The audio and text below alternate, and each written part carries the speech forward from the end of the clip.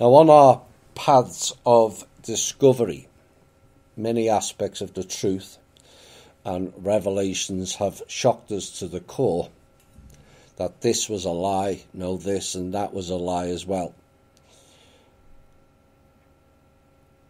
Read the next chapter of Discovery, and it therein contains a whole heap more of lies. One giant tapestry of deception on so many levels that permeate throughout all levels of society and its operations. The truths and history, or his story, is always written by the victors of the spoils, they say. Another line is, make a lie big enough and repeat it often enough, it then installs itself as the new truth. Not quite. Truth is a funny thing, as it is subjective to the individual at the given time, but not always fixed at that time, providing the individual remains open to all possibilities. That truth can sometimes change, as new revelations present themselves in a way that triggers the individuals to take notice of it and possibly realign with it. Truth has been distorted due to a lack of knowledge, criminally denied to us as a species, and has subsequently severely hampered our development as a species. Like the education system tells you, repeat after me. But is it not the case? You are blindly repeating something you have no idea of whether it's correct or not. The teacher tells you it is, and many just accept it. But who said the teacher is knowledgeable? No one. We just assumed they were. And this is what has led us to being where we are at today, searching for answers, including the teachers. Gandhi said the truth is the truth, even if it's in the minority of one. Society tells you, teachers, doctors, and the mainstream media tells you the truth, so that one person can't possibly be right or true. And that is what is known as programmed thinking. And the only way to avoid that is to be a critical thinker yourself, adding some long-term memory and an ability to overview things. And you've got yourself to be one badass for the programmed society, and in general a target for attacks from the system and the, quite frankly, stupid people, as you've just heard, who propagate the whole system of control up. Any true observer will see this as this madness for what it is. It's total insanity. This show and what will follow after this show will peel back the layers and the players of the lies, and that delves into one particular region of the planet, but will ultimately go right round the globe. This one particular region, most of the Western world, in fact the rest of the world, knows little about it. And what we do know is distorted beyond all reality. That country is now known as Russia. And we will be delving into the mission names and peoples.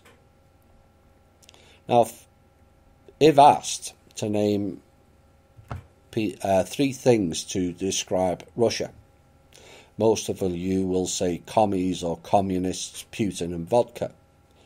Their story, not her story, has been brutally destroyed and hijacked perhaps more than anywhere else across the world. Well, with this series, we're going to redress the balance in this show and the next one in some way, where you will learn who are the Rus, Lemuria, lost continents, wizards, how it was all taken over and the current version of communism implemented, and by whom. Evolutionary advanced human beings, e.t. help and the teachers, e.t. destruction and how modern civilization span out not from Africa but from the Slavic Aryan Rus regions in the north. How religions have distorted the original teachings. Where did those teachings come from? Ancient wars, ancient peoples, death, destruction and reseeding of life, and the ongoing battle to restore humanity back to the levels of the spiritual evolution the people of the Rus Slavonic Aryan were at, and ultimately a triumph of light over dark, done in a way that doesn't wipe out the dark but gives them a chance to redeem and come back into balance. Before we get into the deeper layers and the ancient past, I would like to cover the more modern version of the destruction of the USSR and by whom. I know, and I have relayed in other shows, that World War I was all about stealing the wealth and destroying Russia. At the same time, certain peoples who were instrumental in that catastrophic collapse of a country and its peoples were busy in another country setting the stage for future battles of control via the Balfour Declaration. This was readying the stage for creating a new country, to stage their death and destruction, control and resource stealing, whilst feeding the lower astral with a plethora of deaths and karmic energy. That was in England. Meanwhile, the stage was being prepared in Germany for another theatre of operations, and all of this happened around 1919. Not long after the same group of people took over the world's financial centre via the Federal Reserve. A systematic global takeover by one particular group, all doing the dirty work of a hidden element many people deny exists. But it also must be remembered that we must not tarnish all the peoples connected to this group as all being the same. They are not, and have been damaged in far more ways and clever ways using psychology than their political agenda peoples have done to Russia and many other countries. So the beginning of this show is about the Russian Bolshevik Revolution in 1919. I hope you enjoy this show, and here's a piece of music to get it started.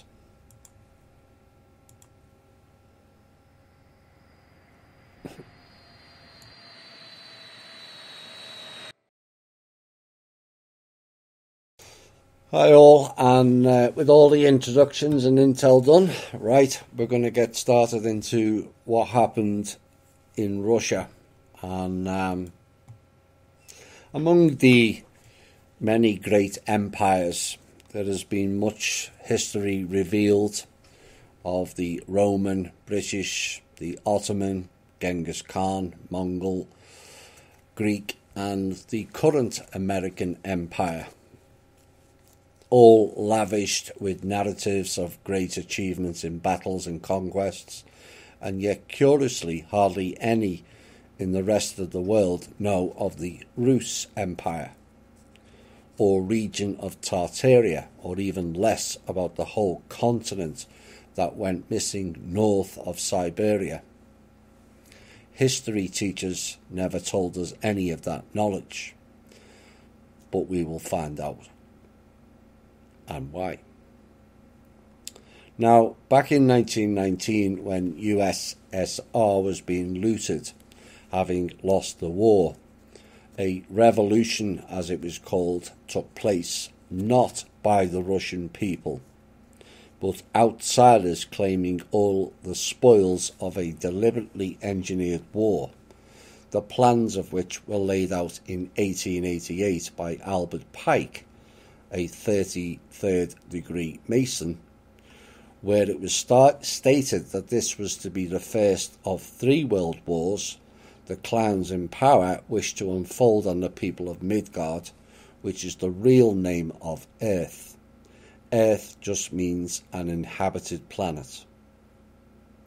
These were all laid out as some sort of mystical prophecy, but delve deep enough into all the so-called prophets and prophecies, a hidden dark agenda appears when you scratch the prophet's surface.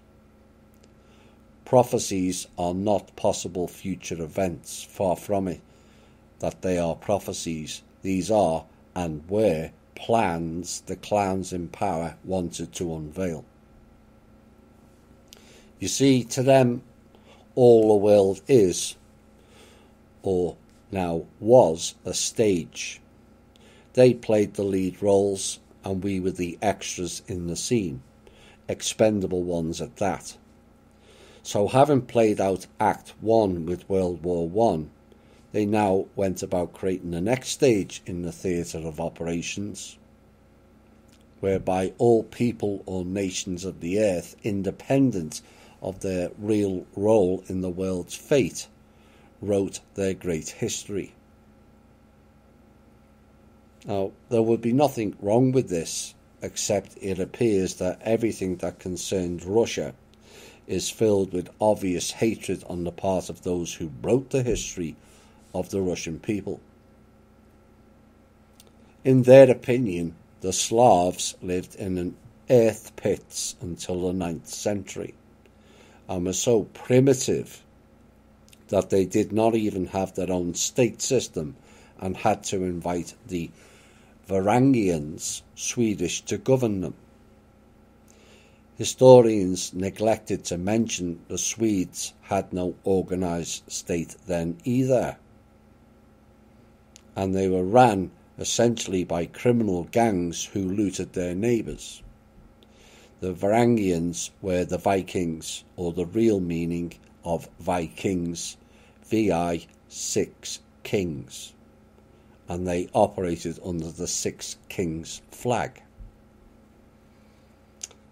The historians were also terribly ignorant until in the 19th century, stating 2 saints, Cyril and Methody, created the Slavonic written language on the basis of the Greek one, and thus gave the light of knowledge to the dull Slavs. Remember, Slavs was the original name back then for Russians. Moreover, the Mongol Tatars had kept the Russian people in slavery for 300 years. It's actually longer. And only when Peter the Great cut a window through Europe and transformed Russia according to the European image and likeness did Russia become the great empire. So that is the history of Russia. They have portrayed it. And it appears that the modern history of the Russian people was actively created at the time of the Romanovs dynasty, which came into power in 1613, and the Bolsheviks took the baton from them after the so-called Revolution of 1917, or so we are told.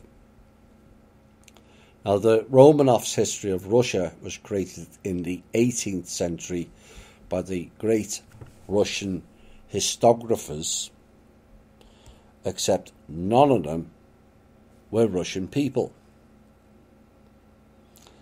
But Gottlieb, Theophile, Siegfried Bayer, which is Rothschild, Gerhard Friedrich Müller, August Ludwig von Schlosser, all of whom were German, with a Jewish background. They had never learnt Russian, but suddenly they can rewrite the whole history of the Russian state. A pretty interesting picture is observed. Anyone who feels like it, be they German or Jewish, can write the history of the Russian people, but not the Russians themselves, who are made out to be so primitive that they are unable to write their own history. Many of the Russian historians were dismissed completely, and Gumilev spent his best years in a concentration camp, and Fomenko and other historians were disregarded because they were declared not certificated specialists. So Russians aren't specialists on Russians, but German Jewish are. That's how essentially how they chose to follow that line.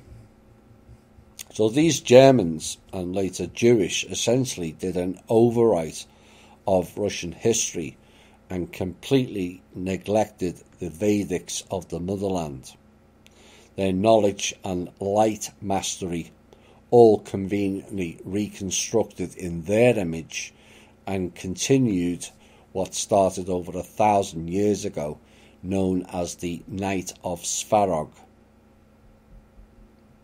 According to the Vedic texts, nights of Svarog are areas of space in which our planet periodically enters with the rotation of our galaxy, and which creates a negative evolutional warp. This launched 1,000 years of dark, which ended in 1996. If the term Vedic text seems familiar to you, and you are thinking it's all to do with India, this show will show exactly where those texts originated from, and it was not from India. Rurik the Varangian was invited to reign according to the then existing Slavonic tradition, which was to choose a ruler, the most deserving Slavonic prince at the Veshe, which means a popular assembly. This kind of invitation usually was temporary and only in the matter of special services for the good of the people. The rule of a prince could be lifelong, but it was never inherited. That's what they changed. I would like to draw your attention to the fact that in Rus there were two branches of power, a civil authority and a military one, which initially were equivalent. That is, one authority did not submit to the other. These branches of power served as a counterbalance to each other, preventing one from dominating over the other. And oh, how America and other countries require that balance of governance now. Rurik created the Russian state with Russian laws from the Vikings' law system, which in principle can be reduced to one law, the law of the sword, or simply the law of force. So according to history rewritten, the Slavs were a backward race that needed ruling, and yet they had a whole empire known as the Slavonic Aryan Empire, with a sophisticated state system, long and deep books of knowledge, operating in a higher frequency and evolutionary spiritual development way beyond any other species here before or since. And for thousands and perhaps millennia, whose whole empire encompassed most of Europe and its provinces, not to mention it went to the Americas. So let's shed light on the real history of the great Russian people.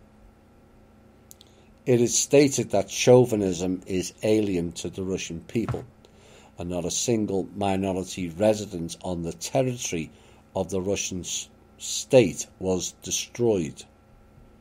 Even when they came as enemies, they all kept their language, cultures and traditions.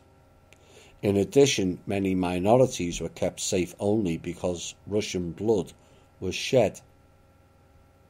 The Georgians, Armenians, Tajiks, Kyrgyz, Kazakhs, Kalmuks and many others were saved from being wiped out by their enemies, something the Chechens have forgotten the most.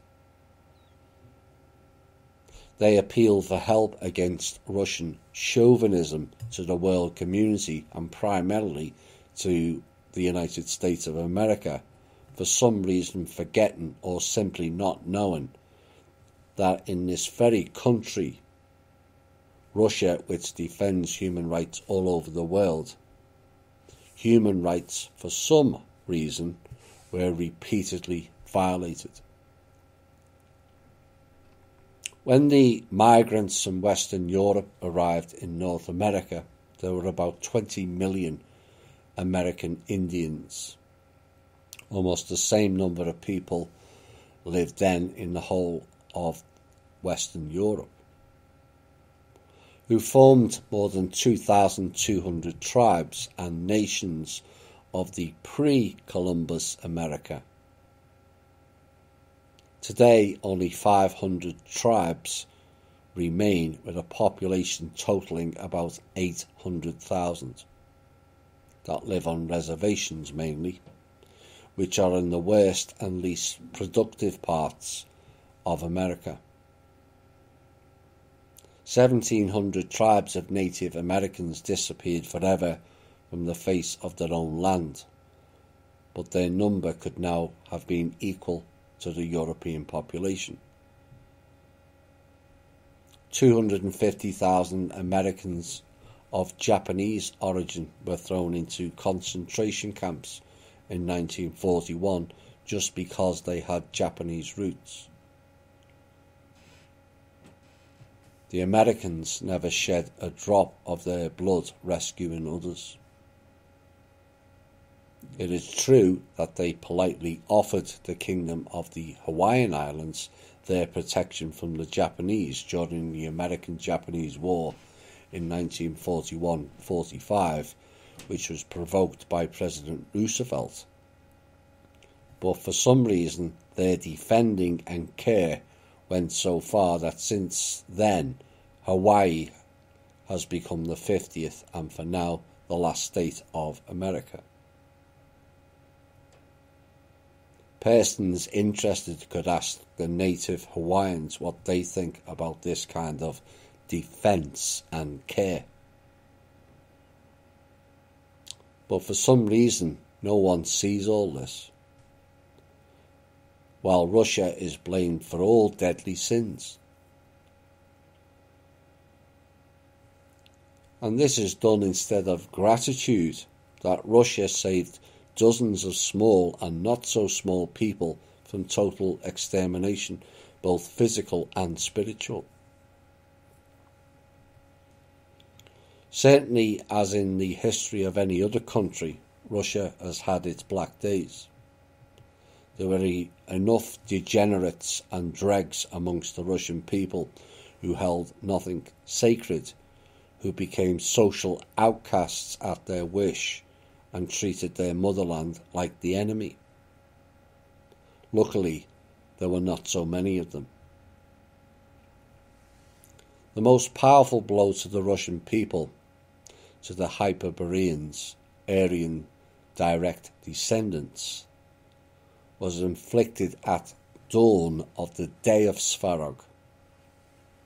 Then, in 1917, black Freemasons, who for the sake of public opinion call themselves Bolsheviks, took power in the Russian Empire. There were almost no ethnic Russians in this black power, which pounced upon the Russian people, on their culture, history with all its force.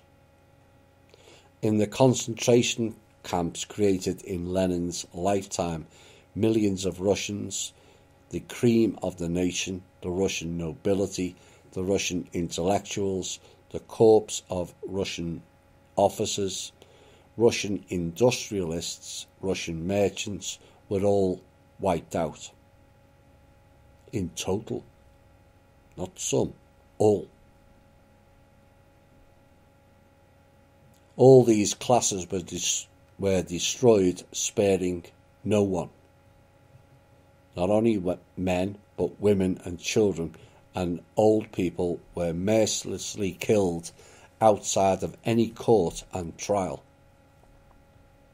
because no court would be able to bring any legal foundation to justify the destruction of entire classes of society according to the principle of belonging to a class. And all this took place with the implicit agreement of the rest of the world, often with its active assistance. And no one yelled about the genocide of the Russians, about the destruction of the flower of the Russian nation. Most people bred into the Soviet education system can object. But these were the representatives of exploiter classes, the great Karl Marx and his no less great followers like Friedrich Engels, Vladimir Ulyanov, which is Lenin, Leo Trotsky, which his real name is Bronstein,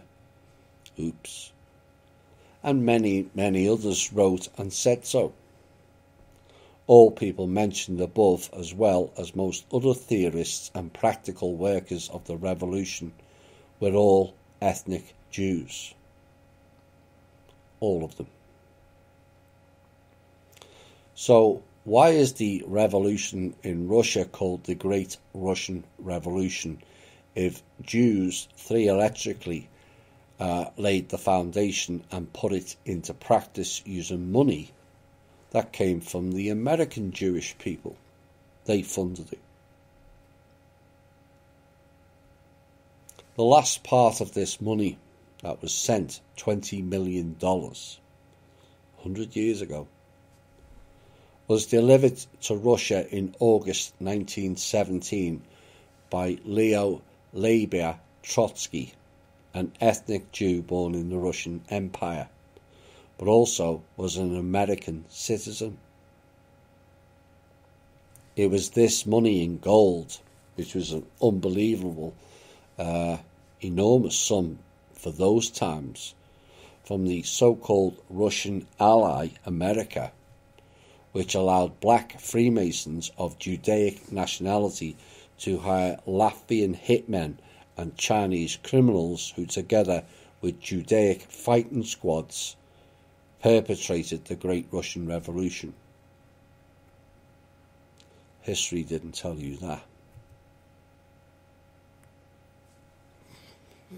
After the overthrow of the Russian government and officials, the demographics of the most important positions in Russia, according to data furnished by the Soviet press, out of 556 important functionaries of the Bolshevik state in 1918-1919, there were 2 Ukrainians, 11 Armenians, 35 Latvians, 15 Germans, 1 Hungarian, 10 Georgians, 3 Poles, 3 Finns, 1 Czech, 1 Karaim, and the 2 key figures, just 17 Russian people, and by far the largest number of people at 82% of the overall numbers, 457 of which were Jewish. Russian Revolution? Don't think so. After the Great Russian Revolution had been won and the flower of the Russian nation had been destroyed. New black rulers organised an artificial famine, which ultimately starved to death 20 million peasants. The vast majority of those killed were Russians, Ukrainians and Belarusians. They then set about trying to make people voluntarily enter the kibutzim, collective farms, an idea that came from Lazar Kaganovich, who presented the idea to Joseph Stalin, both of whom were Zionists. Stalin, Trotsky, Lenin, all Jewish Zionists. A Zionist education was stated that the peasants must operate in the light, and in order to do that, the Russian Muzhik, the Israelites in power, decided to organize what they called the Enlightenment of Souls. It's like the Illuminati. They believe they are the enlightened ones. Not really. And created an artificial famine, taking away from peasants all grain, including seeds. On collecting an enormous amount of first-class grain, which was said to be the best in the world at the time, the communists, which are Zionists, same thing, two different names, same people, sold it for nothing on the American exchange through the Soviets' best friend, Armand Hammer, who was another Zionist, thus causing a crisis at the exchange, as a result of which the American farmers were forced to either throw out their grain or sell it for peanuts to Hammer. That is one of the reasons why there was the program called Nusara. It was to do with farmers only.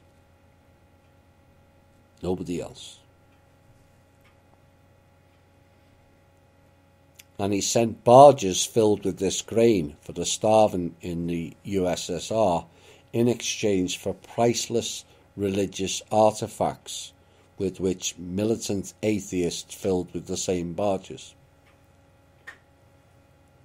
The Russian Orthodox Church had accumulated these, what were described as knickknacks, for almost 1,000 years, which is why it may have been of historic importance when the Russian Orthodox Church visited Israel for the first time in many years recently. Perhaps they were getting their artifacts back. So how did the new rulers' lives go? In essence, they were migrants, not natives. But here is how they lived. As a member of the kibbutz on the territory of Eretz Yisrael, they received a cottage for the time he lives in a kibbutz and receives some salary. In return, he must work off only a few hours a day, and the rest of the time he can learn Hebrew free of charge or study. A migrant was free to do all this only if he wishes to do so, but it was never compulsory. Free cottage, free education, and if you want to work a couple of hours a day, fine. If you don't, fine. While the Russian people were being starved to death and slaughtered. Whilst the Israelite Bolsheviks drove the Russian peasants into collective farms by force, taking away everything they had gained by their labour, but the forcing of the Russian peasants into collective farms ultimately failed also. The Zionists then came up with a new plan. a wealthy peasant was declared to be a kulak, a Russian term for wealthy farmers, and 5 million persons immediately were stripped of all their possessions and were sent to Siberia with only the clothes they wore when being thrown out of their homes.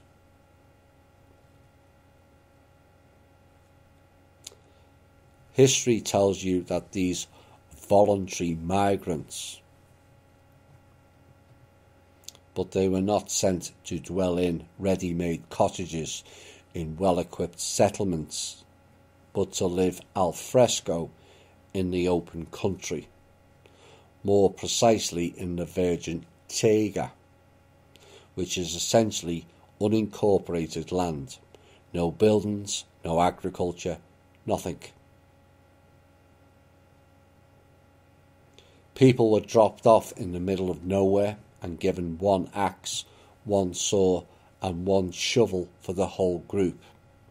And basically, they were back to hunter-gatherers and rebuilding. But few could survive the winter in those conditions. This is Siberia, after all. There were essentially 5 million people who were feeding the Russian people, were forced out of their home, off their land, put on whatever transport they were put on, with no clothes, no belongings, nothing, and placed in the middle of nowhere with an axe, saw and a shovel between them.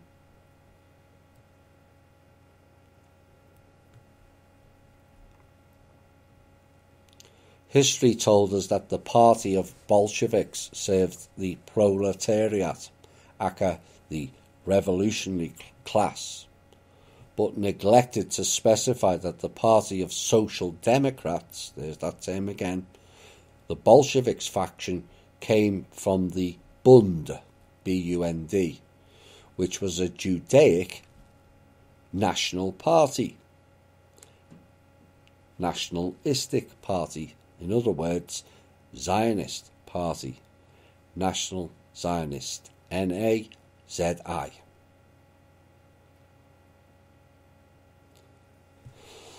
There were almost no workers or peasants amongst the Israelites.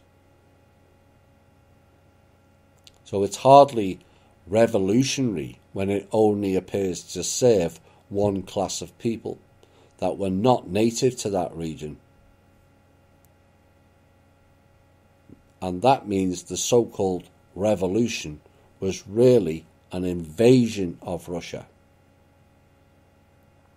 The fact that all highly qualified workers were the first people the Bolsheviks destroyed, this class whose interest the Bolsheviks Leninists defended so zealously by means of the dictatorship of the proletariat, was just simply wiped out by them.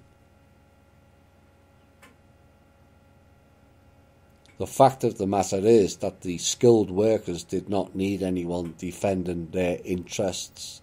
They got a good salary, at times greater than their colleagues in the so-called developed Western countries. Oops. There were kindergartens and day nurseries in their enterprises. They could afford to spend their holiday in Italy or Greece, which obviously did not coincide with the image of the oppressed class, which had nothing to lose except for its own chains. In order that there would be no one who could appeal against this kind of defence, they were just simply destroyed. And then it was much easier to defend the interests of an already non-existent class. Now this can be confirmed by the fact that at the moment of the revolution there were 25,000 members in the Bolshevik Party, almost all of whom were professional revolutionaries, and the majority of them lived in immigration, being in need of nothing, which required in those not so distant times considerable sums of money. Now, I'd like to remind people that a professional revolutionary is engaged only in the revolutionary activity and in nothing else. So in other words, and to bring it up to more modern day terms, these revolutionaries were mercenaries. 25,000. All paid for, didn't have to work. 25,000. So if there had been workers in this party, they would have been only former ones. All party members were professional revolutionaries whose work consisted in the undermining of the existing political system and required enormous financial means. It's about like the system now. It takes billions a day to run that system, keep everyone in check in all the countries around the world. And yeah, they're all running out of money. None of them have been paid for ages, and they'll still block funds going through. Like I said, these people are stupid. Therefore, bank robberies and other similar methods used by the criminal soldiers of the party, and by the way, Joseph Stalin was one of them, could only introduce a tiny share of the funds that were required. The main means for the Russian Revolution came from far away, America, and oddly enough, the American multi-millionaires who played the role of Santa Claus for the Bolsheviks. And again, these American multi-millionaires, for some reason, all of them were Jews. It turned out to be quite strange at the Great Russian Revolution, didn't it? It was prepared by Jews, performed by Jews, financed by Jews, and the country was headed by Jews after it. But it was the Russian Revolution. Clearly not. But nevertheless, in all the history books, it's called the Great Russian Revolution. A revolution that destroyed mainly only Russians and other Slavs.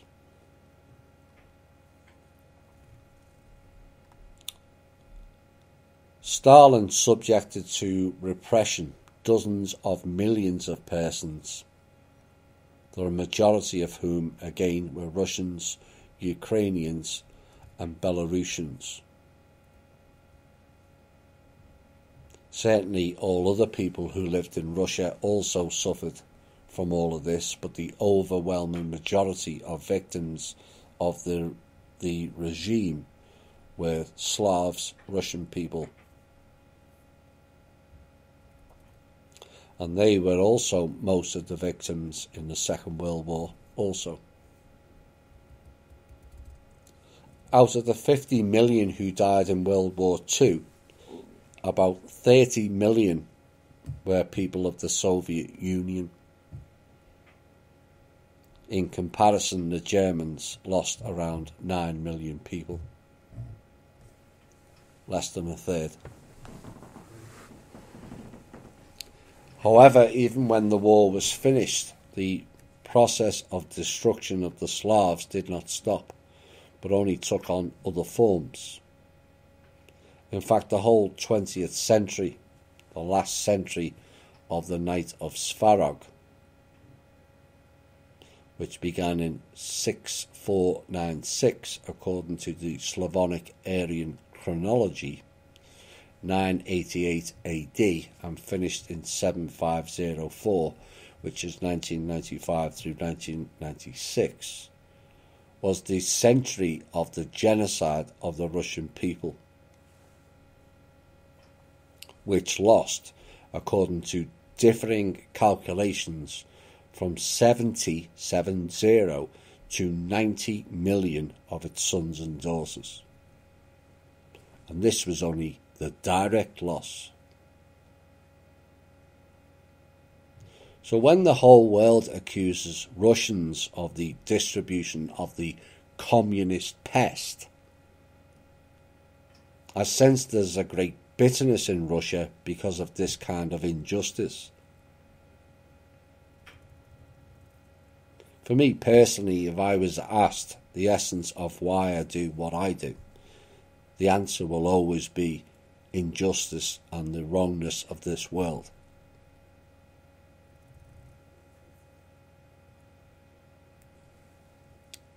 In this next portion is from Nikolai,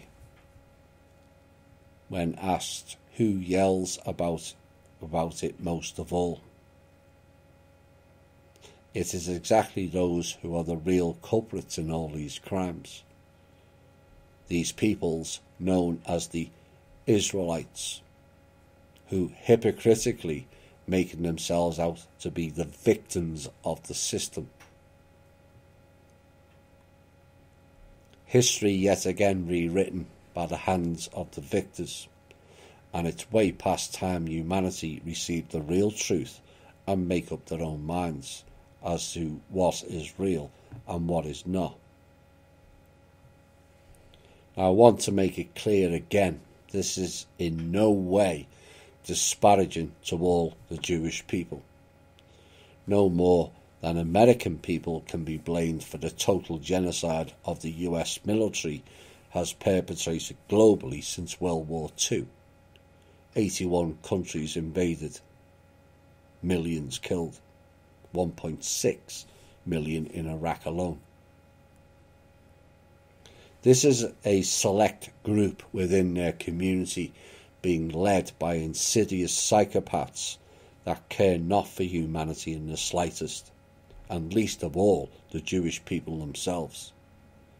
To them it's all about a political ideology and agenda, with an end goal of them controlling the whole world, its people, the knowledge and our resources, and then holding us to ransom.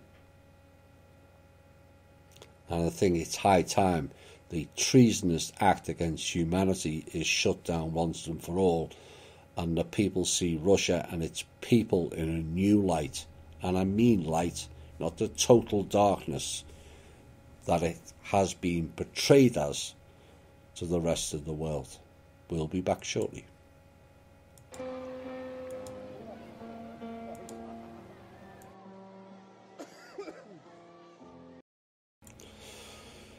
As an additional to the original From Russia with Love 1,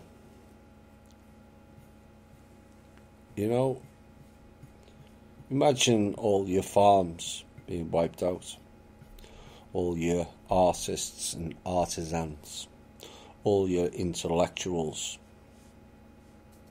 all your government, and if you had a royal family, all that as well.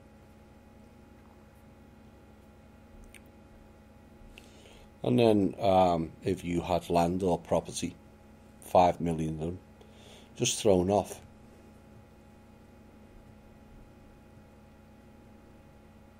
And sent in the middle of nowhere. Imagine that in America today, and you're just sent in the middle of the tundra in Canada with one axe and a shovel.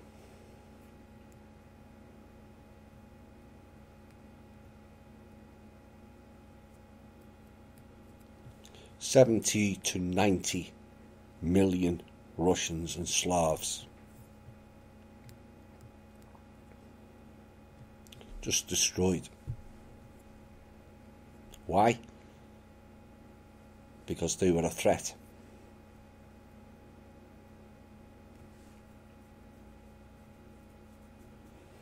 And then you have famous Russian people like Stalin, Trotsky and Lenin, None of them were Russian. They were all Jewish. Who funded the 25,000 mercenaries? Again, Jewish. Rothschilds. Who were the multi-millionaire bankers? JP Morgans, etc. Again, Jewish. Warburgs. Again, Jewish. Coincidence? As this series unfolds, clearly not. Next we went into modern man and development, which then describes who and what and where the Rus people came from. Man as a living organism occupies a certain niche in the ecological system of Earth. In fact, this niche is not arbitrary, but the one which corresponds to the abilities and properties of a human organism and his way of life as a gregarious living creature. Therefore, the appearance of man as a species becomes possible only when the Earth's ecological system becomes complex and multi-level enough in the process of its evolutional development for free ecological niches to appear. The latter impose on the species which try to master them certain requirements. The adaptation to these niches results in the appearance in these species of the properties and qualities necessary for the origin and development of mind. In other words, the evolutional development of the vegetative world as the foundation of the pyramid of living matter on any planet results in the appearance of mind at a certain stage of its development.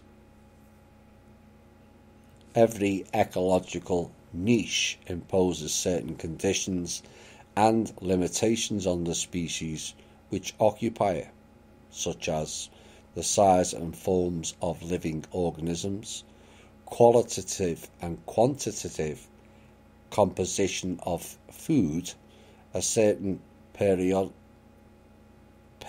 of vital processes, and only those organisms which manage to adapt themselves to these requirements and conditions were able to survive during evolution.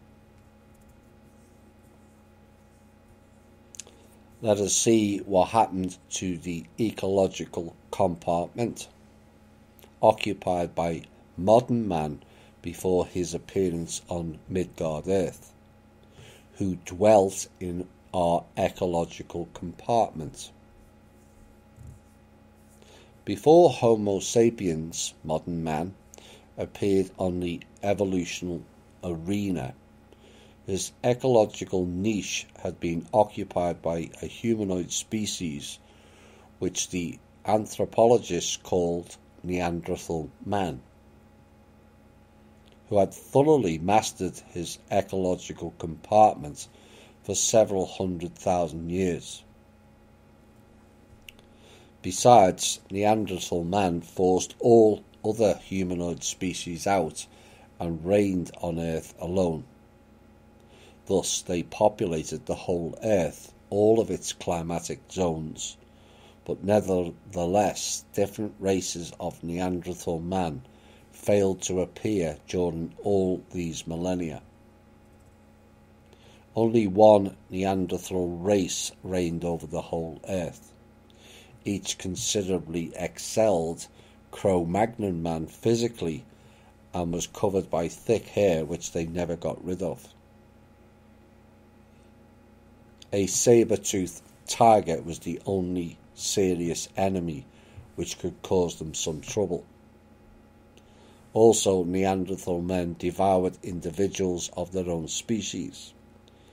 Everyone who was not a member of their clan, herd or tribe could be considered food.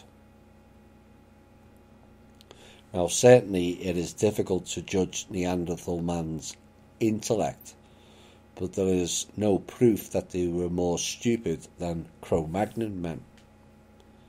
So they had reigned calmly for hundreds of thousands of years until about 40,000 years ago, according to anthropological data.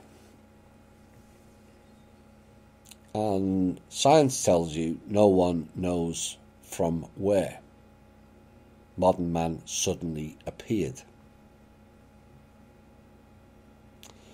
3 races, black, red and yellow, appeared on Midgard Earth then, while the white race had appeared about 600,000 to 800,000 years ago. The fossil remains of modern man, which have been found on different continents of Midgard Earth, have exactly this age, 40,000. Except the white race was 600,000 to 800,000 years ago.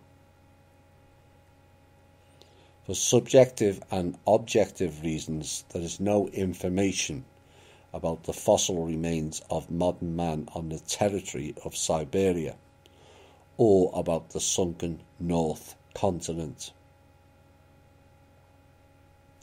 Homo sapiens appeared everywhere at once on all continents.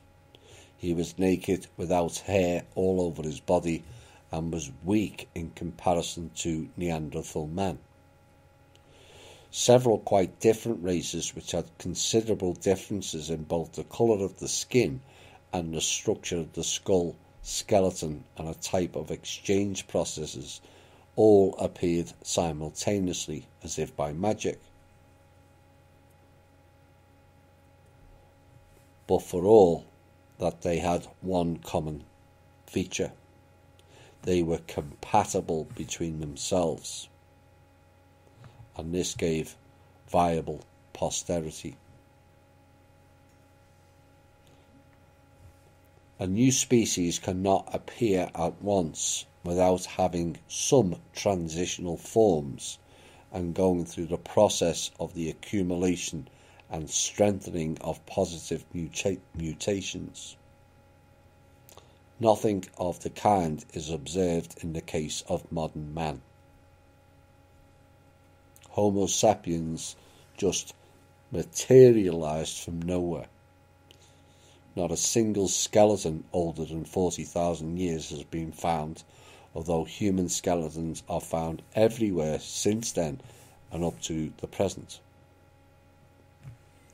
However, according to the found skeletons, the white, yellow, red and black races can be clearly determined. Moreover, the older the skeletons, the stronger the racial features, which indicates the primordial purity of these races, which existed until they actively began to mix. Therefore, there could not be some single race. According to the opinion of orthodox science, that it was the black race, which, on its settling in Central Africa, mutated, and as a result new races, white, yellow and red, originated. But the facts show quite the contrary. It is not the appearance of new races that has happened and still happens, but on the mixing of these races, the origin of sub-races and their gradual convergence occurs. Now, it's almost impossible to find representatives of an absolutely pure nationality, because of the fact that the process of people mixing compromises both different nationalities within one race and also different races.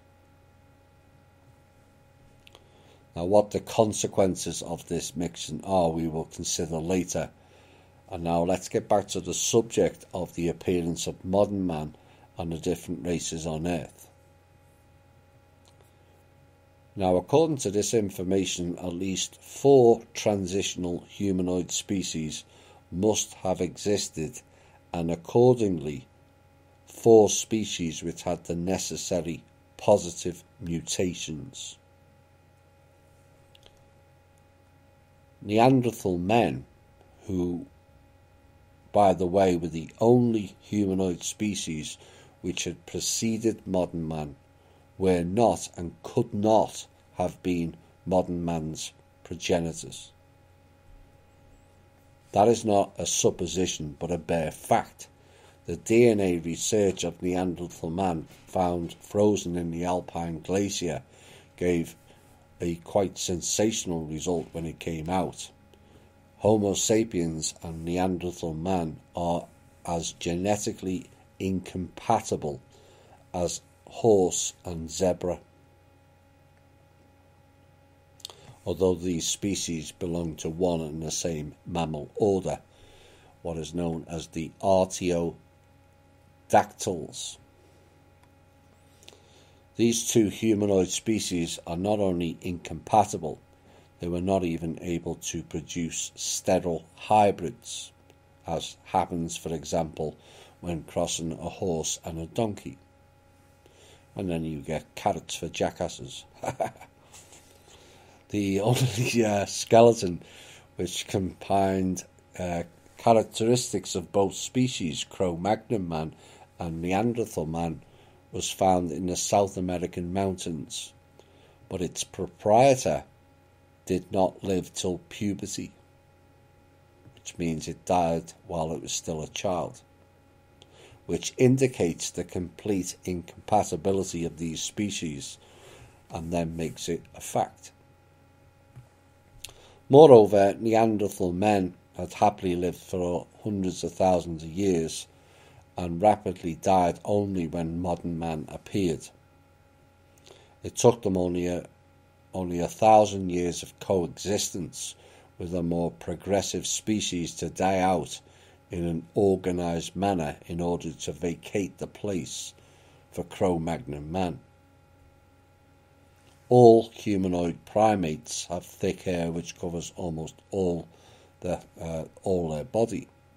Such species like gorilla, orangutan and chimpanzees, which are considered the closest species to modern man, are almost all fully covered with hair, although they have dwelt in the climatic conditions of the tropical and equatorial zones for millions of years, but failed to shed their hair cover and to become reasoning, while modern man appeared ready-made, naked, so to speak, with only rudimentary remains of the hair cover on the body. Exactly this rudimentary hair cover indicates that once it was not rudimentary, but being unnecessary, it came to naught in the course of time. And the question arises, where did it take place? Obviously not on Earth. So the question arises, where did they come from if it didn't originate from here? All scientific evidence garnered has never found or been able to show who or what is the missing link in the human evolution. And in the next phase we will delve into the real origins of modern man. The great continent we've never heard of was called D'Aria.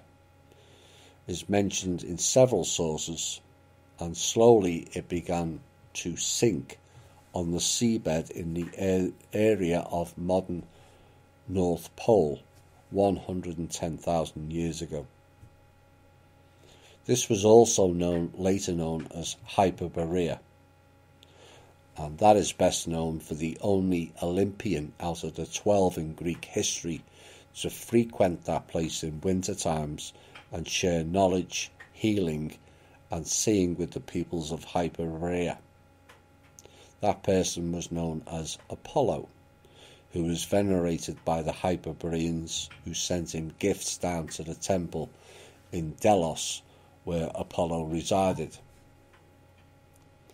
A place beyond the Boreas, north wind, was perfect, with the sun shining 24 hours a day. And the sister island of Hyperborea was Thule. And many of you will know the legend of the Thule girls, of which Maria Orsic was the most famous known of them, who went on to form the Vril Society with certain other dark groups. They were taken hostage. And yes, they're still alive. Yet again, these appear to be of Rus origin. Blonde hair and blue eyes. All of them had blonde hair and blue eyes. And I am aware of the stigma that brings to people's thoughts, due to how the whole Aryan race was written around World War II. But like the Jewish peoples in the previous chapter, we cannot sweep them all with the same brush, when so much of our history is reversed and distorted. Now, Maria was born in Croatia and was very advanced spiritual and other ways, and she was helping Germany initially in World War II, as I understood it, until they realised there were others behind the front man Hitler, who had very wrong purposes for their knowledge. Now, Maria completely disappeared in 1945 and was never seen again. And we asked the question then, is it possible that she is one of the powers still to this day who is held hostage? That we know for a fact now. And they were part of the looking glass technology. So people will say, well, she'll be dead now. But what if she was from the line of the original Thule and Hyperborea, where it was stated that people lived to the age of 1,000 and enjoyed lives of complete happiness? So what happened to the continent D'Aria? Well, here is the text describing what took place 110,000 years ago, where the most advanced species that ever resided here, certainly spiritually wise, existed. You have lived a tranquil life on Midgard since olden times, since the world became a safe and settled place. Remember Dazdabog deeds as they are written in the Vedas. Dazdabog, another name, Tark, was an Aquila god patron. He gave 9 Vedic books, and the term god or gods back then meant by means of our ancestors were understood to be highly evolved people, not the god. Just highly soul-developed, spiritual-based people. How he destroyed the Koshis, with a K, bulwarks, which means bases now, placed upon the nearest moon. So the Koshis were on the nearest moon. There was 3 at the time. How Tark would not permit the insidious Koshis to destroy Midgard as they had destroyed Dea. DEA is now the asteroid belt between the orbits of the planet Mars, the Earth of Ore, as it was once called, and Jupiter, the Earth of Perun. Earth means inhabited. So at that time, both Mars and Jupiter were inhabited. The waters of the moon created the flood. When the moon shattered to pieces, they fell from the sky to the earth like a rainbow, and like spharogyges, which is meteorites, a ray came down on Midgard. The ancient threads were reached far. Distant palaces were destroyed. Palaces means constellations. The threads were the wormholes or the portals. And the links between the worlds were broken. The faraway calls were not heard because they were all closed down. At that point, there was 4 constellations all engaging and speaking and trading with each other via the portals or the gateways. And that's what it's just described. The links between the worlds were broken and the faraway calls were not heard. Many Vitmaras were lost in the heavens. Vitmana, a celestial chariot.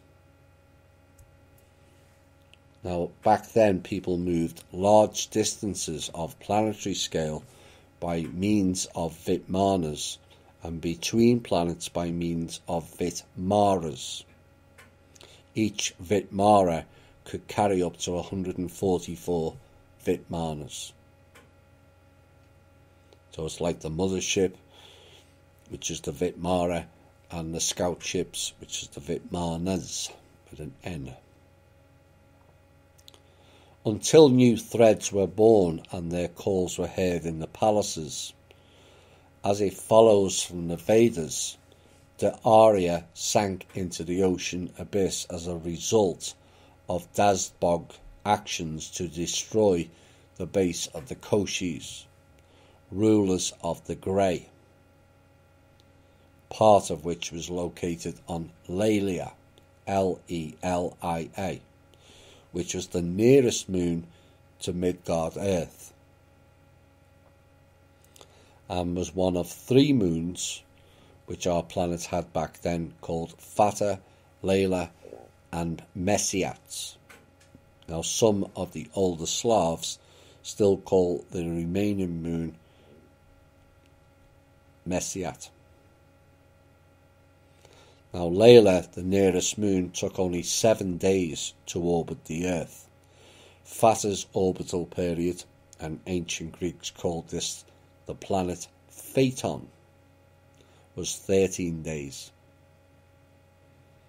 Dazbog and the god Tark Peronovich, a god keeper of the ancient great wisdom, was called a giving god. Dazd or Daj is to give, Bog is a god.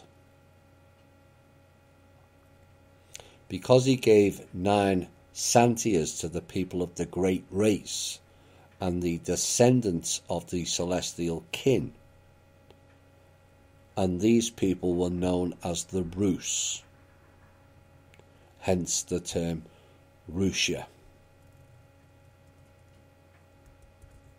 The Koshis, the princes of darkness, were the authentic rulers of the dark worlds, along with the dark legs and dark Arlegs. In Russian fairy tales, the Russian epic heroes battle with Koshi the Immortal, rescuing Vasilas, the beautiful, who symbolises the motherland, Midgard-Earth, from his claws. And as a result of Star Wars between light and dark forces, the moon Lelia went off its orbit and its splinter meteorites fell on the Earth, causing a planetary catastrophe, and the tectonic plates were displaced, and the Arya sank into the Arctic Ocean. It's quite possible, as a side issue, they talk about Pangaea and how it was many millions of years ago. Perhaps it wasn't that far back, perhaps it was only 110,000 years ago. The tectonic plates were displaced, and the Arya sank into the Arctic Ocean. Now, undoubtedly, this continent did exist and was an ancient motherland of the white race. As a result of the catastrophe, it went down to the seabed. But there is another question then. Where are the sunken continents, which were the ancient motherlands of other races, yellow, red and black? If a whole continent sank, it's going to create a massive tsunami all around the world. Where are their continents? And if these sunken continents existed, the probability of their simultaneous immersion on the bottom of the ocean is 0. In fact, there were not many unnecessary continents on our Midgard Earth at that time. Thus, there are no arguments which could explain the absence of the fossil remains of transitional forms. The reason this is impossible to explain is simple. Modern man, basic races of Homo sapiens, never evolved on Midgard Earth. That is a fact. The Slavonic Aryan Vedas tells that after the Arya had disappeared underwater, many people died then before they had time to go up in the Vitmanas. These are UFOs, for those new, and were powered by Vril energy. Or they didn't get the chance to go through the stargates, the portals, or the gateways, and to hide themselves in the palace of the bear, which is Ursa Minor and Ursa Major. Urs comes from there, the white race. The threads of constellations are broken again, it is said, and that is why the celestial needles lost their colour. In order for the needles to shine again with colours, you should replace the crystals of Erkama.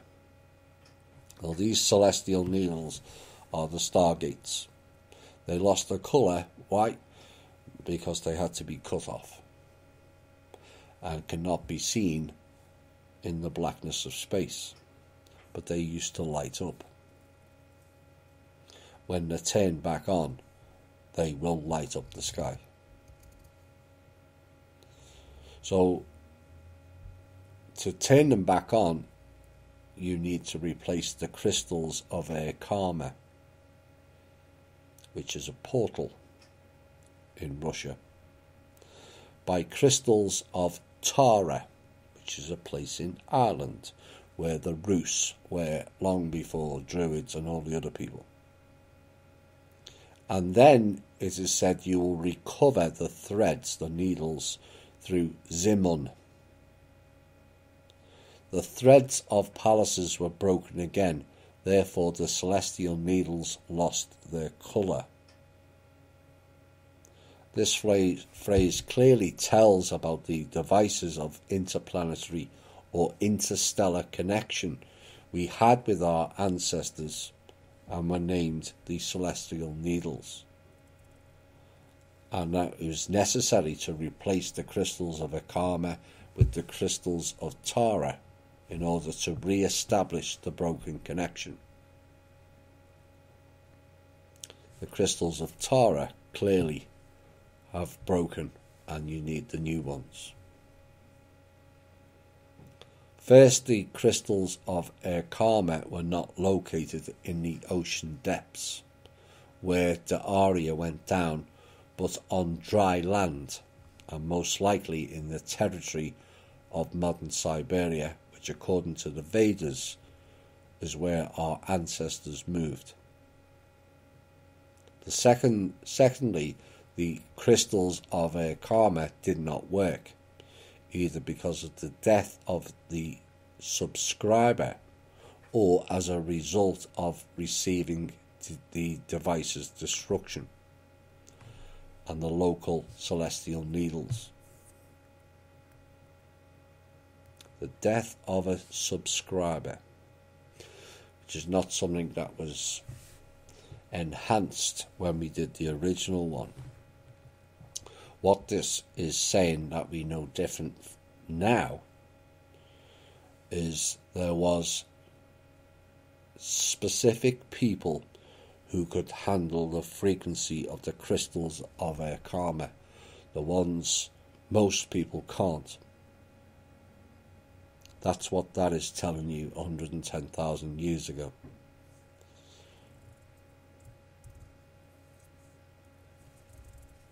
Third, it is offered to restore the connection through Zimun, the constellation which coincides almost fully with the modern constellation of Ursa Minor, and to use for this purpose the crystals of Tara. This means that each crystal provided the connection with different star systems and had its proper name and different internal structure.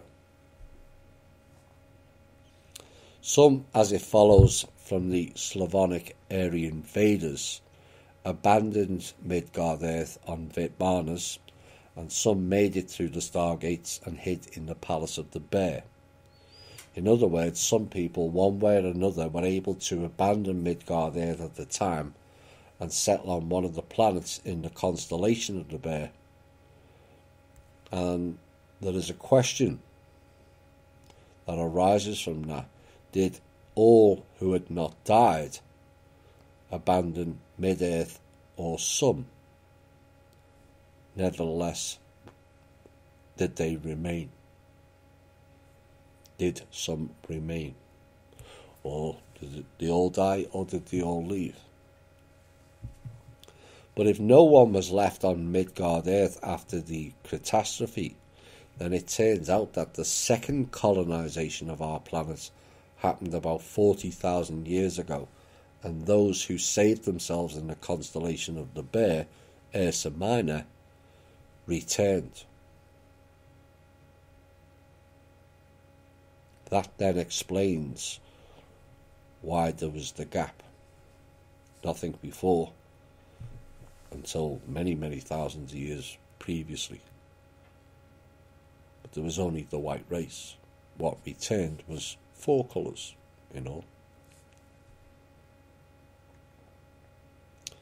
Or probably some people had moved to the Siberian expanses and began to grow roots in a new place.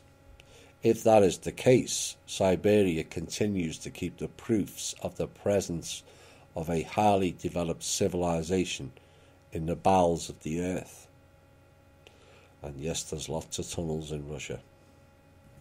And the time will come, or probably has already, when these proofs will appear before an amazed humanity which has forgotten its star roots.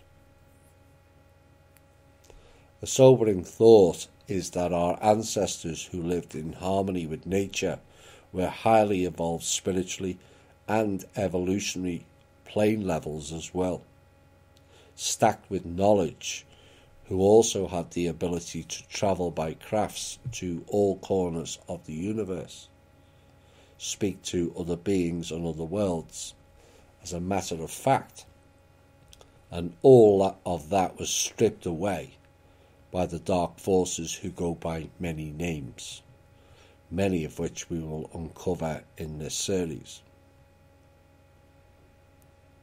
And what we are left with now, due to the broken stargates and celestial needles, left us cut astray, far away from our brothers and sisters in the universe and beyond.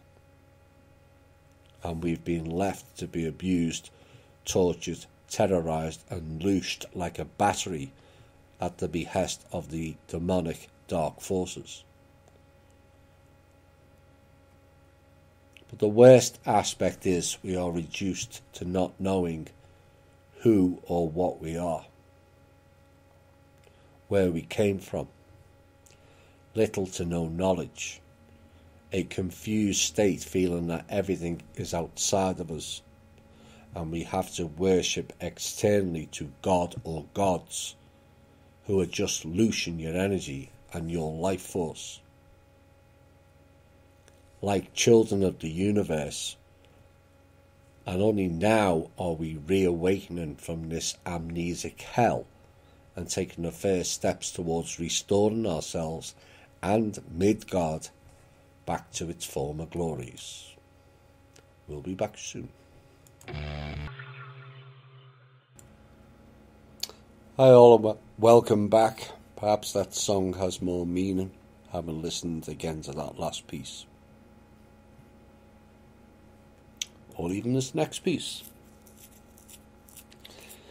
In the previous piece I mentioned about worshipping God or gods as loosing our energy, and how and why I came to that conclusion, how that was achieved by the programming of the populace with external belief systems, which is now known as religion. This mode of control has done much damage to the human psyche, not to mention the endless deaths perpetrated in the name of God or Jesus or Muhammad. Since when did Jesus, as he's more commonly known as, advocate violence in his name?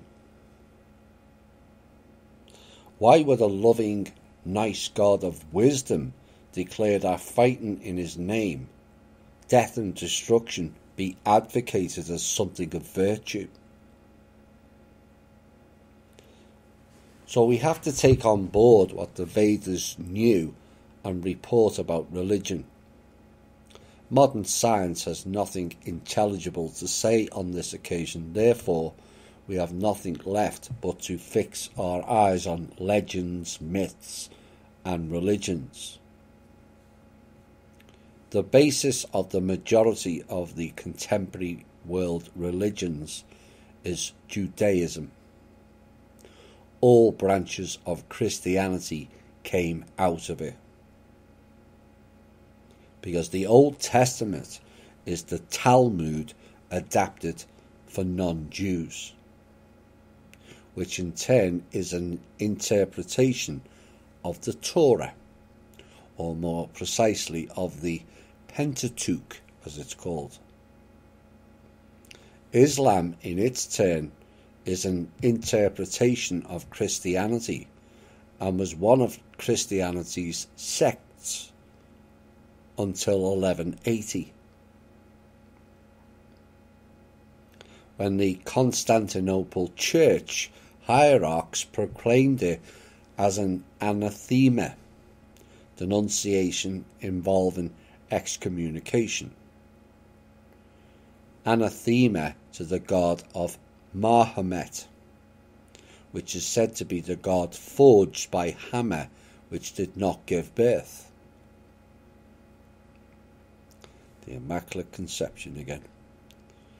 Is not born, and which no one is like, quote unquote. On the subsequent ecumenical council, the excommunication was accepted. In other words, Islam is Protestantism of the Eastern Christian sect. Oops. Now, before the Aryan tribes first arrived in ancient India, 4,821 years ago, probably about 823 now,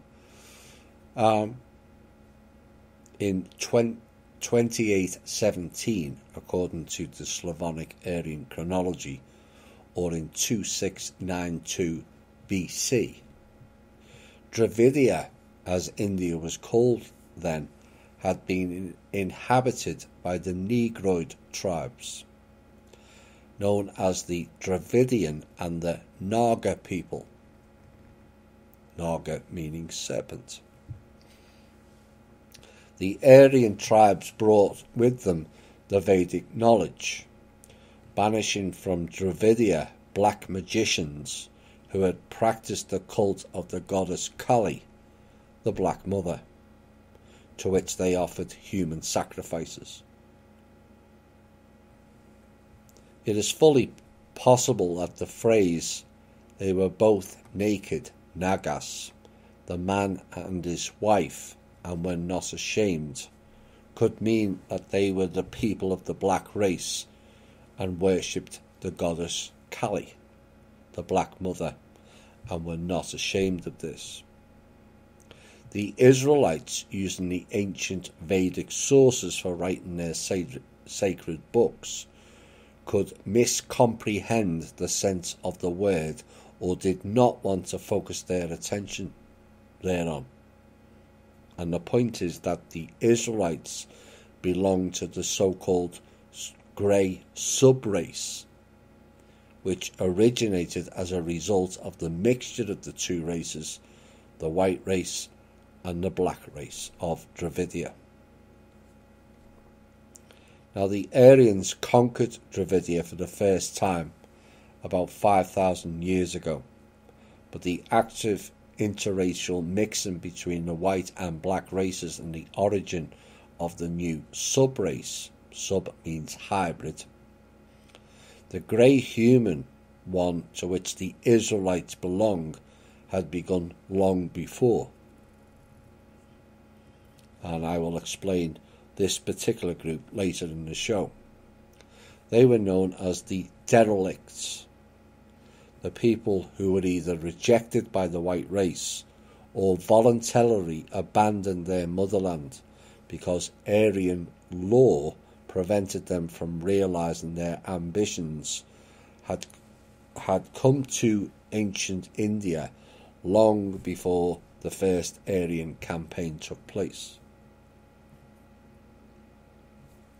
Most likely, waves of derelicts rolled over Dravidia for several millennia, one after another, and by the time the Aryans first conquered Dravidia, the sub-grey race had already been formed.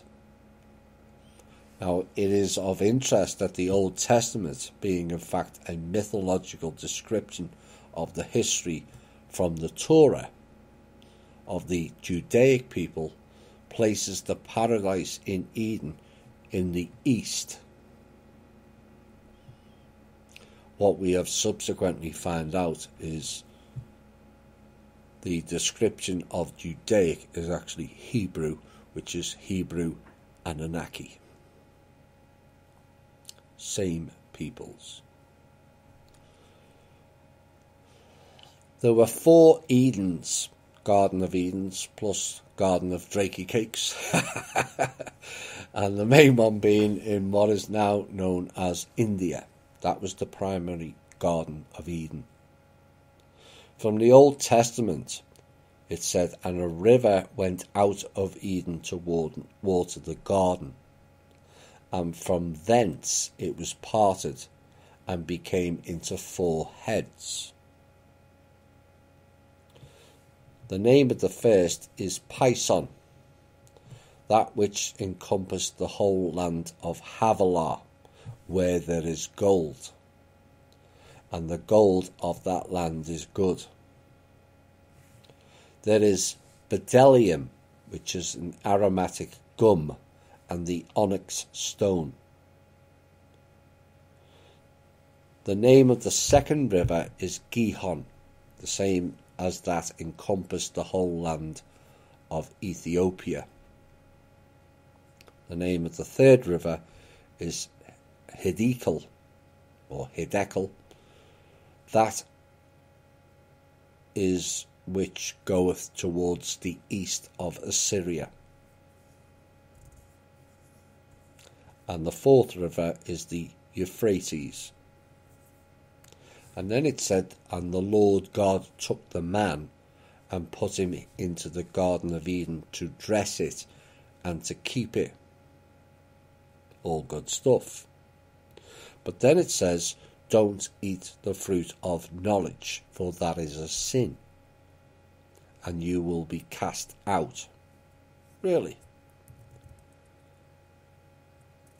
Well, when you find out who the Lord is, and it's not God, it's not Jesus either, but Anu, the reptile king of the Draco, then perhaps it becomes more clear of who this being is and his intentions. Look at it logically.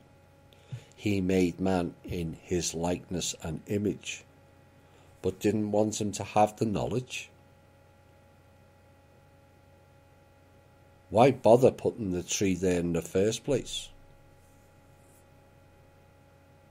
Because he wanted man to fail is why.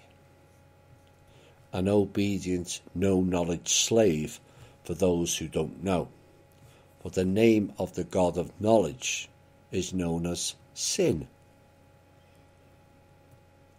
Oops. The river Pison is the river Ganges, because Eden in Hebrew is Gan Eden. When the Aryan tribes had defeated the Dravidian black magicians' civilization, they came to Mesopotamia, which means the land between the two rivers, and later on the representatives of the sub-grey race created their Sumerian civilization. Oh my. It is also noteworthy to point out that the country known as Iran literally means the land of the Aryans. Azerbaijan also. The former is where the original Mana kingdom was placed in the first millennium BC.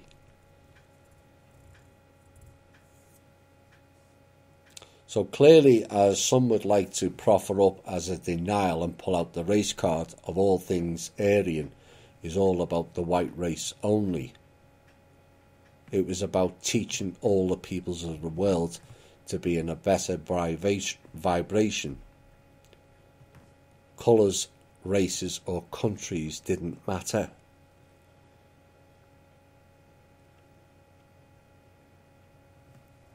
Only the political correct narrative aligned with the bullshit history written into and surrounding World War II, having destroyed nearly 55 million Rus peoples, erased from history in the previous 30 years. They then set out to denigrate everything negative about the Aryan race and the German narrative, which is not German, about a special super race of blue-eyed blondes. They were right in the special race part, but the conditions laid forth to accomplish that was never Aryan in origin. And the irony of all this is neither Hitler nor any of his leading SS were blue-eyed blondes. So their alleged narrative, had that been put in place, they would have to have been wiped out also, because they weren't blue-eyed blondes. Does that make any sense? Given Hitler's mother was Jewish and also possibly a Rothschild, it makes less sense, and in some ways more sense of what was really going on and being portrayed to the public. The Dravidian black magicians were not fully destroyed. Some were able to hide in their ancient motherland, the African continent, most likely in Ethiopia, which is called the land of Kush. The greater part of the Dravidian and Naga people remained in modern-day India. Some returned to the northeast of Africa, to Ethiopia, the land of Kush, and some settled in Mesopotamia and in the Middle East. However, most likely the majority of descendants of Dedalics, who had formed this new grey subrace, abandoned their motherland fearing the punishment because their ancestors had violated the Rita laws, R-I-T-A, which means divine law or truth. They operated under the real law, divine law or truth. None of this maritime and all that nonsense. Eden was clearly a sacred place for the tribes of the Dravidian and the Naga people who worshipped the Black Mother, especially for the priestess of the goddess Kali Ma, because the servants of this goddess were all mainly women. And based on his research on the Bible, Alexander Philippov left in search of the biblical paradise and actually found it in India. And he saw a picturesque valley with striking plants, animals and birds. It indeed had a border in the form of a horseshoe-shaped chine, and the word paradise in Persian means a stone swell which surrounds a garden. Now the river Son, S-O-N, which flowed from the valley, also had an obvious border in the form of an even line of rapids, beyond which even the colour of water was different. Everything emphasised that this landscape was not of this world. There were stone gates in the east side of the valley, portals, at the confluence of the rivers. Near the gates there was an enormous statue with a sword. It is impossible not to remember cherubim and a flaming sword put to guard the gates of paradise. Not far away from it, a tree grew with the sculptures of 3 cobras. It was enclosed and decorated with flowers and beads. There was an enormous handmade tree with a serpent winding around its trunk in the heart of the valley. And it turned out that for the Hindu, who are descendants of the Dravidian and the Naga people, it was a sacred place.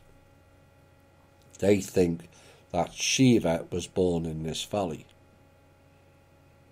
Now Shiva in Hinduism and Brahmanism is one of the 3 supreme deities along with Brahma and Vishnu.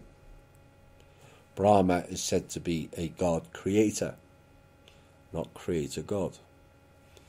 Vishnu is a god keeper and Shiva is a god destroyer, which is why that statue is in front of Sen. Not good.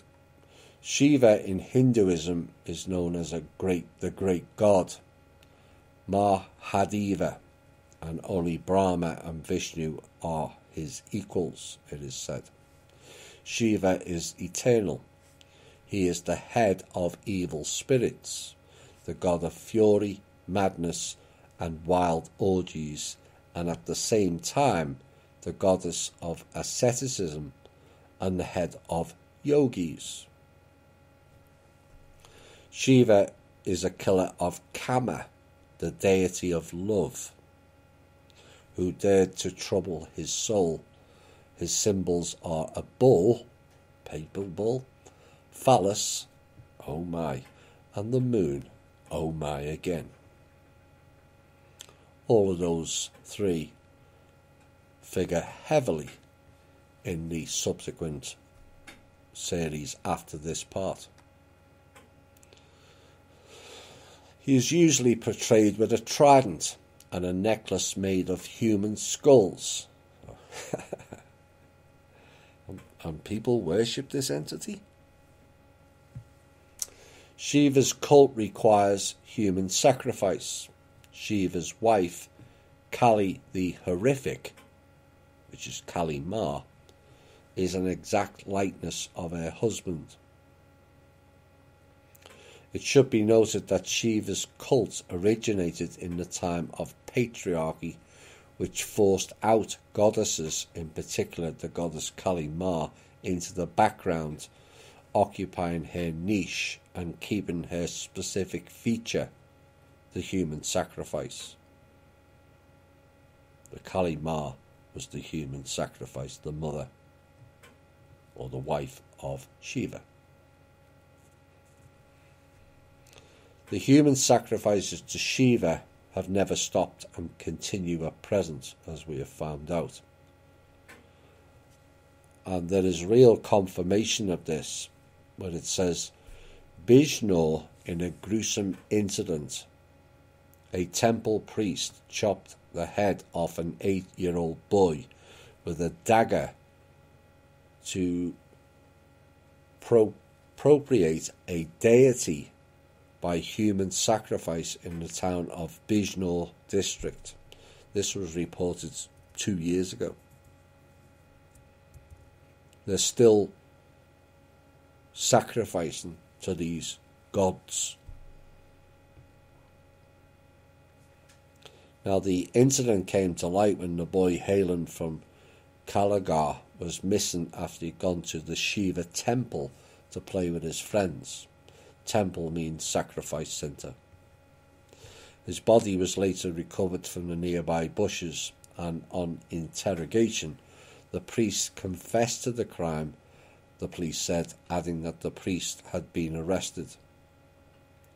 Now, certainly, human sacrifices takes place secretly and on a much wider scale compared to ancient times. It's just more subtle. But less obvious than ancient times. But it does not change the essence of this cult.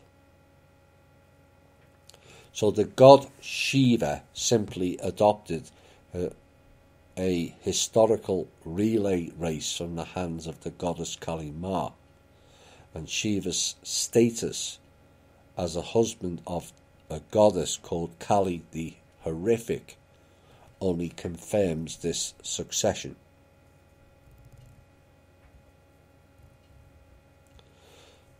Now, what I'm not telling you is there is no God, as it's called.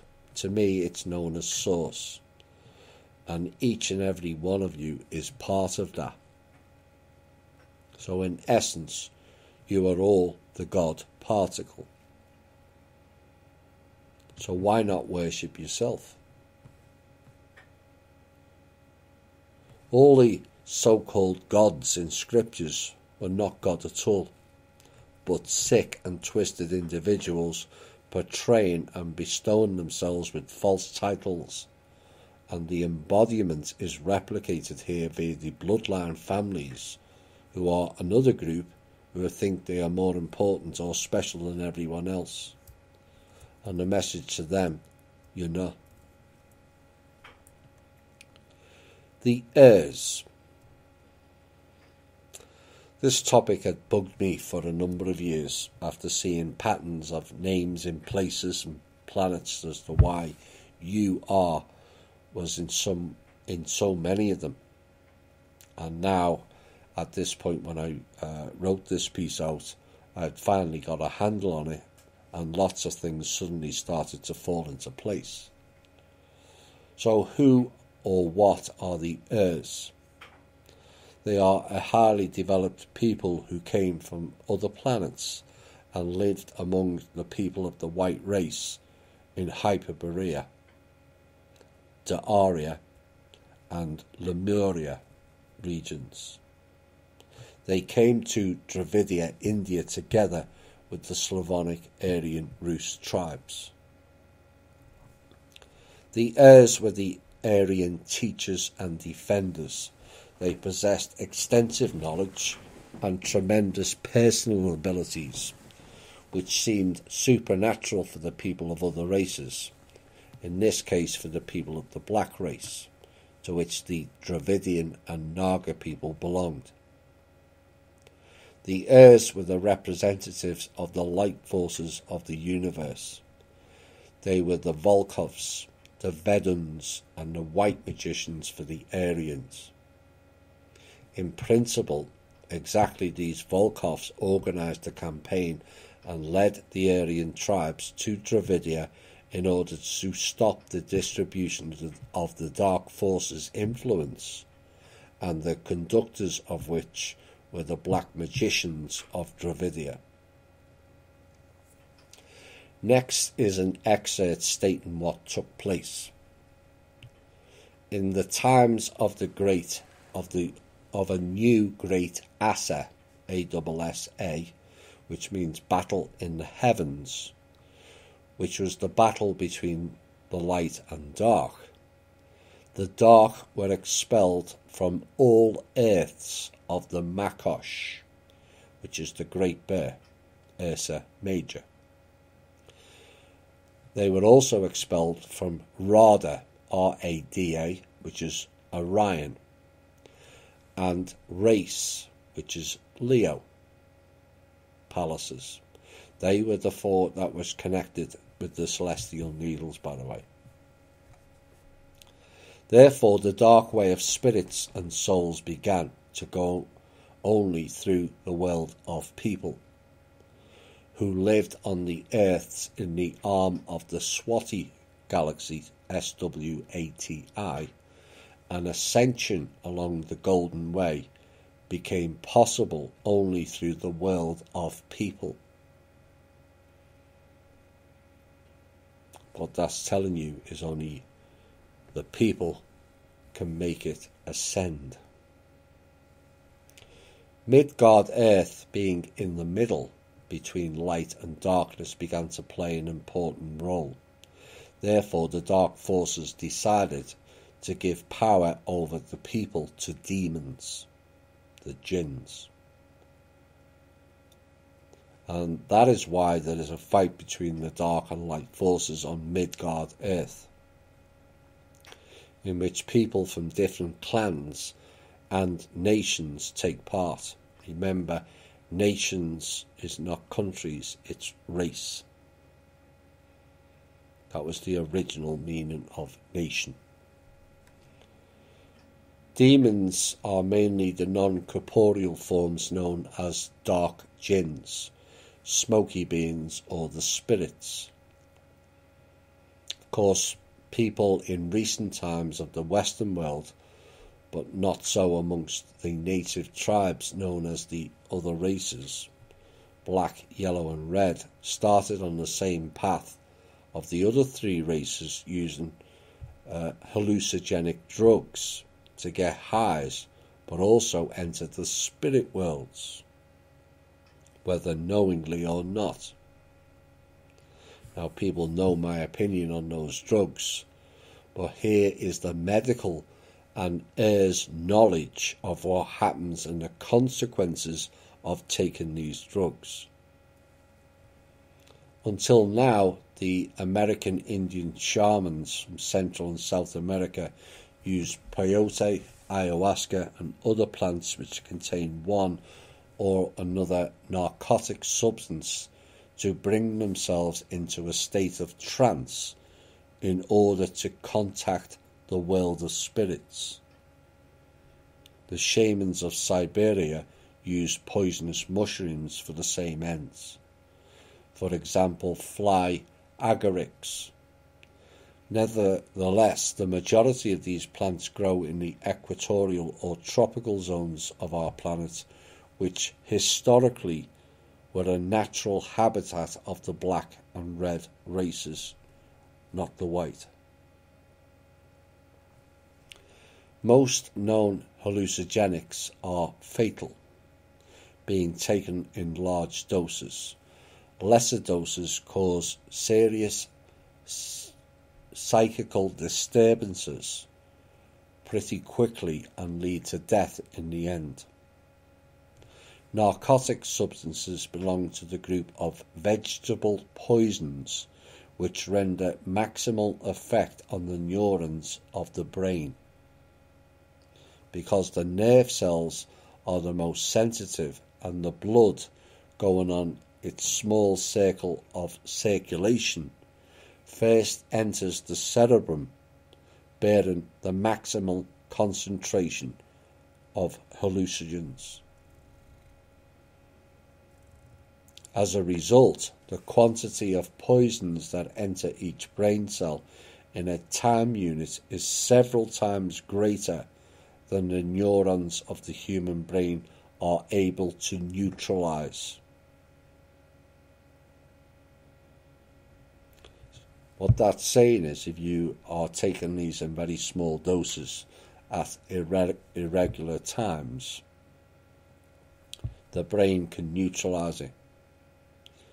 But if it's consistent, it can't, and it leads to a breakdown of the brain cells that are not regenerative.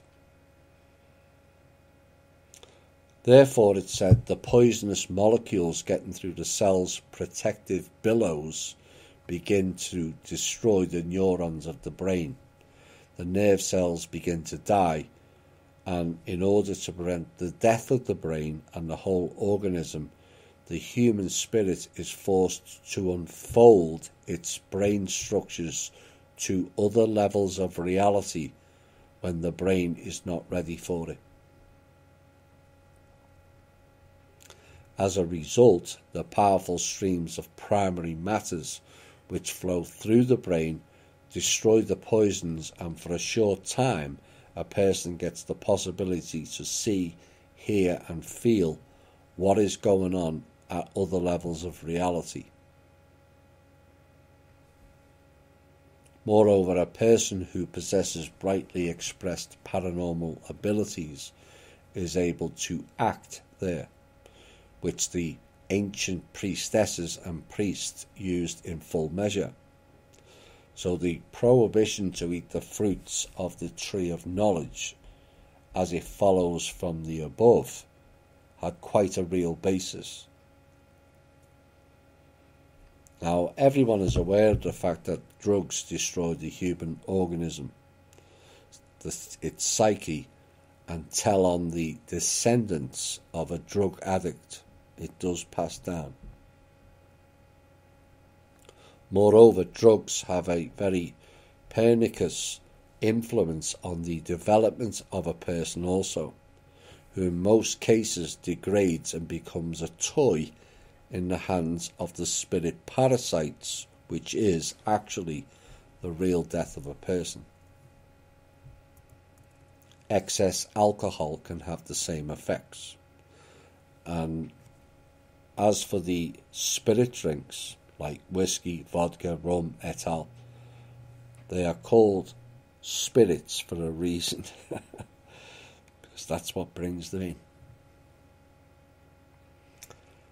I remember when I first read that out, and I could feel an awful lot of gulping amongst our listeners at the time, all saying, well, I never knew that. Well, now you know.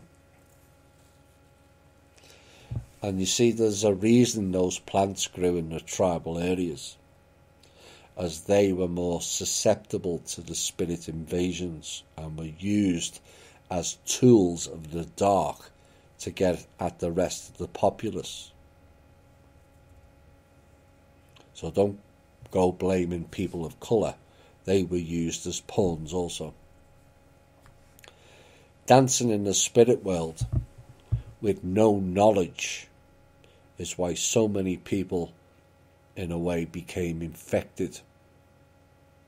So what do I mean by infected? Well, it has a few points. Most drugs give you a high and then a low, leading to swings in moods. That is not being in balance.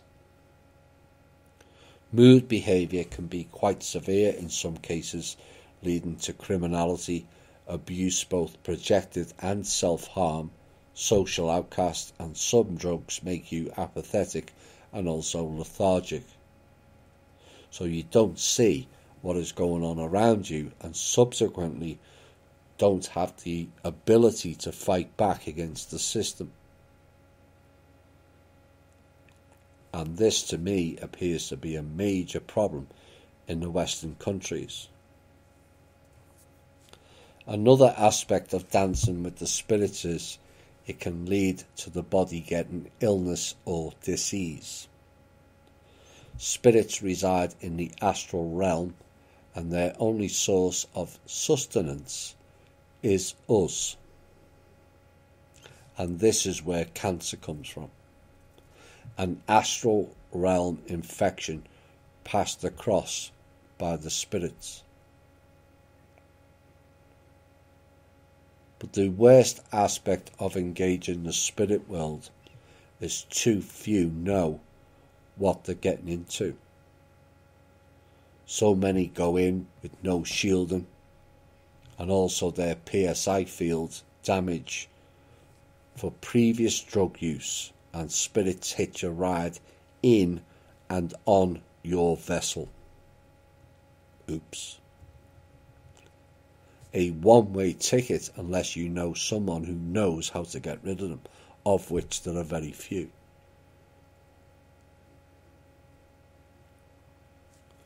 These can be known as walk-ins, and you would be amazed at how many people carry hosts. How can you spot them in a person? Well, the average person should be able to notice a marked change in character and also behaviour.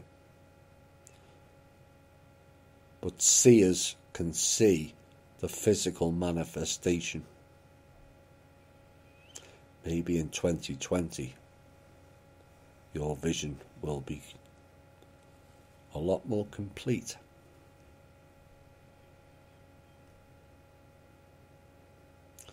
For those that disbelieve, I will repeat the lines from the verse above. Therefore, the dark way of spirits and souls began to go only through the world of people. Tells you there. They were pushing the spirits into the world of people, using drugs and alcohol, which they introduced. That was introduced to humans, both of them. We'll be back shortly.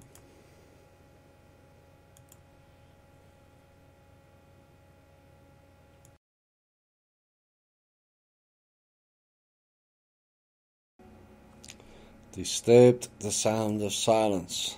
I remember when I first did this piece, and that last piece in particular. Oh boy, that rattled a few brains. All those who've been smoking pot, too much of it. You know, it would have been nice for people to have that knowledge, and that's what's been denied. But then you still have the choice of whether to take it or not. And some still like it, even after the warnings of the damage it does. But it's free will and your choice. The next piece is called Dark and Light Forces and the War. Dark and light forces, good and evil. Some may say that all this is very subjective and relative, and they are partly right, but only partly. Good manifested towards one person can bring evil to many, and evil manifested towards many persons can bring good to one. And the concepts of good and evil are not absolute, but relative.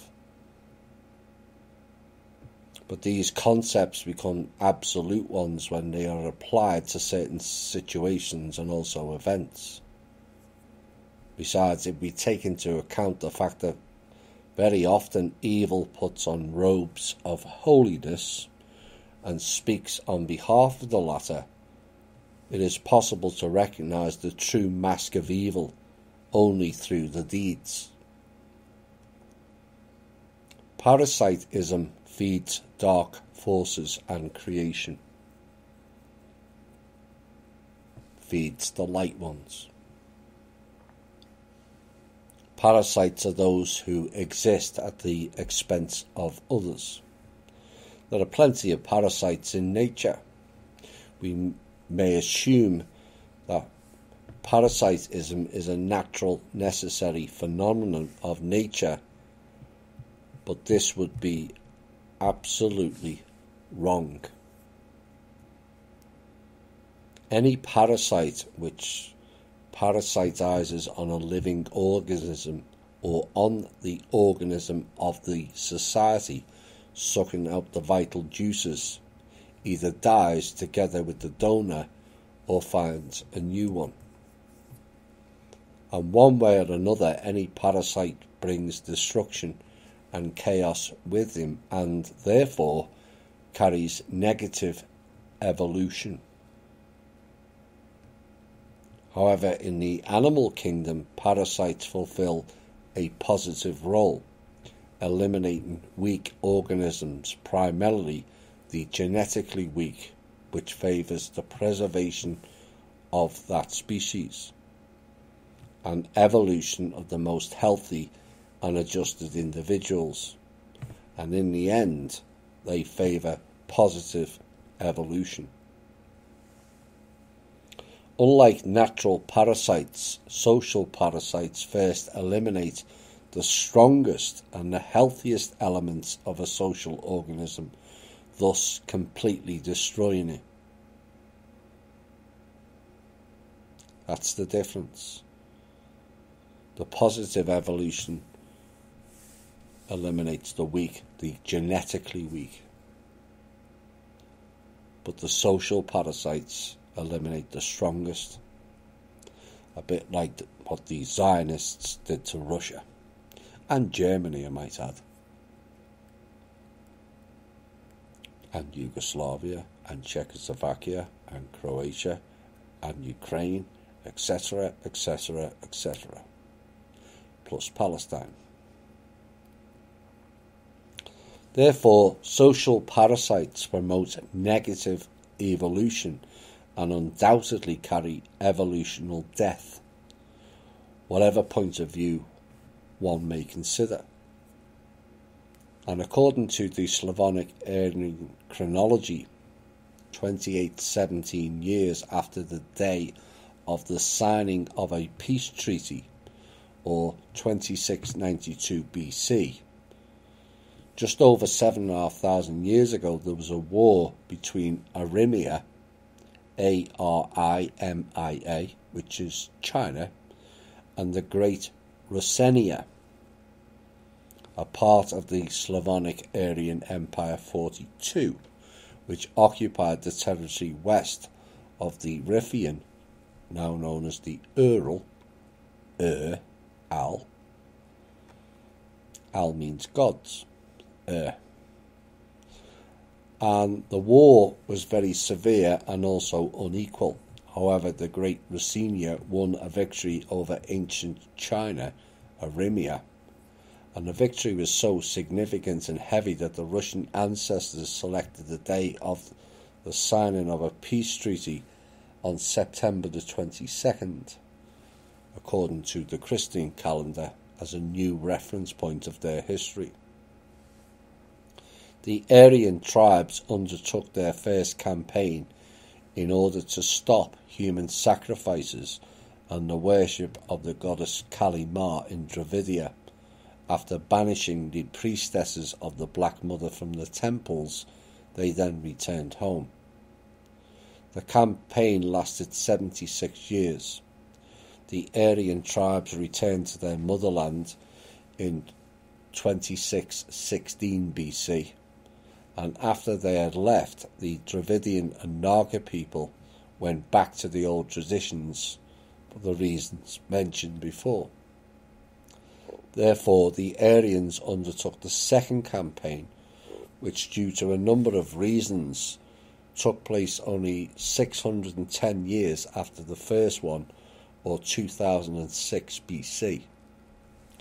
Now, the second campaign differed fundamentally from the first one. A part of the Aryans stayed in Dravidia and began to form the civilization which is now known as the Indian civilization. The Khan Uman, the supreme priest of the goddess Tara light cult. Now, the goddess Tara was a patroness of nature, and her senior brother Tark, or Tazbog, was a keeper of the ancient great wisdom. They headed this campaign and was appointed a spiritual advisor to the Tsar of the Forest people. And this is how this event is reflected in the Slavonic Aryan Vedas. Other clans of the great race will settle all over the face of Midgard earth. Some will cross the Himalayas mountains to teach the people with the skin of the colour of darkness the wisdom of the world of shine, so they will stop making frightful and bloody sacrifices to their goddess, the Black Mother, and to the snake dragons from the world of Nav, N-A-V, and to found there a new divine wisdom and faith. Everything is clear here. However, I would like to draw your attention to the phrase "and to the snake dragons from the world of Nav" and how it relates to the Old Testament. First, it mentions the serpent which tempted Eve. And the woman said, "The serpent beguiled me, and I did eat." Both the Slavonic Aryan Vedas and the Old Testament tell about the serpent or serpents manifesting through a woman priestess of the goddess Kali, which is Lilith. Anyone watching the series The Witcher or Witchers, in the very first, I think there's only eight episodes, the very first episode proves From Russia with Love and that last statement. Second, according to the Slavonic Aryan Vedas, the world of Nav is the name of the world of spirits, oh my, where the souls of both people and animals continue to exist after death, as well as the spirits of extinct species converted into spirit parasites. Essentially, this is the lower astral realm. The existence without physically dense bodies made the spirits of extinct animals adapt fundamentally to another level of existence, incorporeal, without bodies, which unfortunately led them to parasitism. Some extinct animals became creature parasites which devoured the life force of those who luckily possessed physically dense bodies and were transformed into so-called astral animals, which according to the Slavonic Aryan Vedas dwelt in the world of Nav. And that is why the Slavonic Aryan Vedas tell about snake dragons, the spirits of extinct species of reptiles, dinosaurs, which many people call dragons, though there is a slight variation. There are both, not one and the same. And in all Russians' folk tales and legends, dragons were called Zimy Goryaniches. In Russia and Ukraine, a particular dragon-like creature, Zimy Goryanich, has 3 heads that grow back, is green, walks on 2 back paws, has small front paws and spits fire. And yes, that entity is real. It's a variant of the raptor. And it's interesting that both the Old Testament and the Slavonic Aryan Vedas mention this fact, and this is not the last one. However, some more interesting things will come up in the next part of the text, is revealing of what happened after the conquests and those unable or unwilling to shine the light, and those that wish to dance with the dark. Using lies and sinful flattery, they will occupy many lands of Midgard earth, as they have done on other earths. In many worlds in the days of the last great Asa war between light and dark, but they will be defeated and exiled to the country of artificial mountains, that is Egypt, where people with the skin the colour of darkness and the descendants of the celestial clan who came from the earth of the god Ni, N-I-Y, will live. And human children will begin to teach them to work, so they can grow cereals and vegetables to feed their children. During the Second Dravidian Campaign, the Aryan tribes defeated the troops of the Black Magicians, the majority of whom were women priestesses of the Black Mother cult. The surviving supporters of the Black cult were exiled to the country of artificial mountains, which is Egypt, which may explain the changes that were ongoing in Egypt around that time, where they started erasing history, eradicating and defacing certain statues of the buildings that were never built by the Egyptians in the first place. The pyramids are at least 25,000 years old, and the Sphinx was built before them. Even some archaeologists today have worked this out now. The Sphinx has water erosion, and yet that region has had no significant rain for the last 11,000 years. Oops. So quite why they keep spinning out the nonsense of 5,000 years ago is beyond me and anyone with a questioning brain.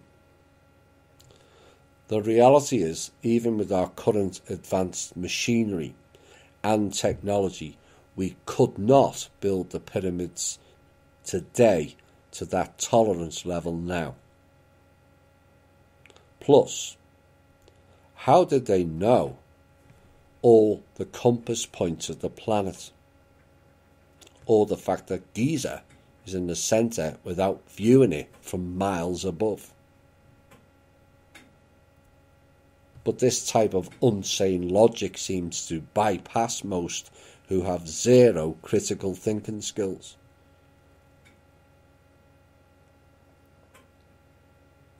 Do you think it was a coincidence that it just happened to appear right in the middle? How would they know it was the middle?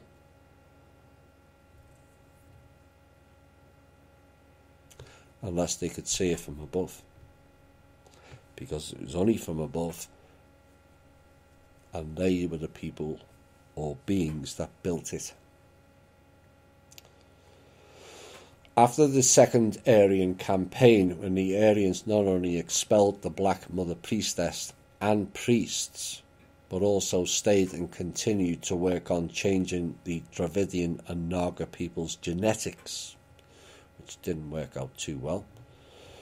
Black magicians were also interested in genetics. The people of the so-called grey subrace were of particular interest to them because they carried both types of genetics, the white and the black ones, and were subsequently seen as an ideal weapon against the white race and white magicians.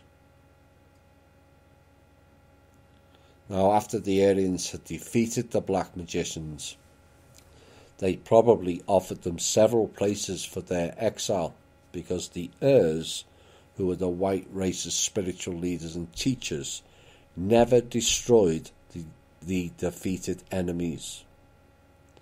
but tried to help them to follow a righteous path, which is exactly what we described about Russia earlier on and the immigrants, did we not? Is that a coincidence? No, it's not.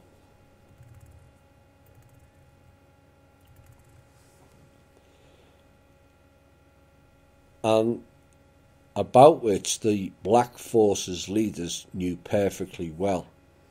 Therefore, they prepared the centres of the future fight against their opponents and secured the support of their followers beforehand. Thus, the black magicians created the three centres: Dravidia, which is now India, the land of Kush, ancient Ethiopia, which is run by the Jewish sect to this day, and Mesopotamia, Assyria. And the last one was a secondary centre, being in fact a connective link between the first two at approximately the same time frame: the land of Kush, ancient Ethiopia, in the middle of the 8th century BC, and Assyria in the first half of the 7th century BC began conducting a very aggressive policy towards their neighbours. As a result, ancient Ethiopia conquered Egypt, and Assyria controlled most of the whole of Mesopotamia, continuously waging wars with their neighbours for 8 centuries. Sound familiar to the modern day? Should be. Same cult as why. The cult of the Black Mother was imposed everywhere, however under different names. The majority of them were the people of the grey subrace. Some were of the black race, the Dravidian and the Naga people, and a small part of the white race, known as the Derelicts. All of them were the Black Mother cult followers and remained as such, and they began their long journey from Dravidia to ancient Egypt, which lasted for almost 2 centuries. They moved with their families and all their belongings through the lands where, far from everyone, received them with open arms. They were thrown out in many countries, and often they had to stop for many years to regain forces or to force their way with weapons in hand through tribes hostile to them.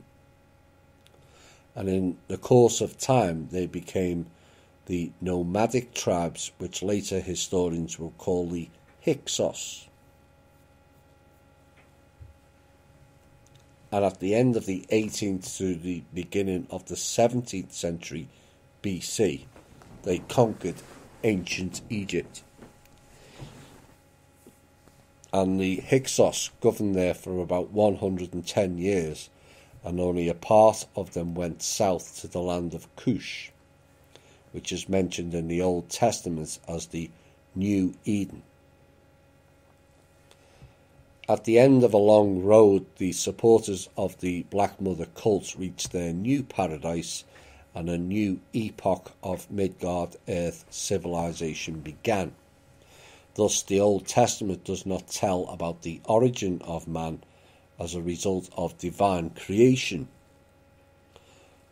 which is from the light forces, but about the fight between light and dark forces on Midgard-Earth, as a result of which the supporters of dark forces were eventually defeated and exiled, but not totally. So sadly, Eden was not always a garden of paradise. All 4 of them, as portrayed in the Old Testament, riddled by dark magicians and people with no purpose or developmental goals in their life, taking the easy path of darkness. So there are no saints and righteous men in the Christian Eden, at least in that Eden about which the Old Testament tells. And the Christian people should consider carefully where to place their paradise, particularly the fundamentalists, not the faithful, because the word faith has nothing to do with religion. The word faith means the enlightenment by knowledge, not religion. Faith means enlightenment by knowledge, which means it came from the light forces, because they're not interested, the dark forces, in giving you knowledge. And subsequently, there is no knowledge in the Old Testament, and actually cannot be, because it was written by the dark magicians. Some, nevertheless, might object that if Eden is on Midgard-earth in India, but it is.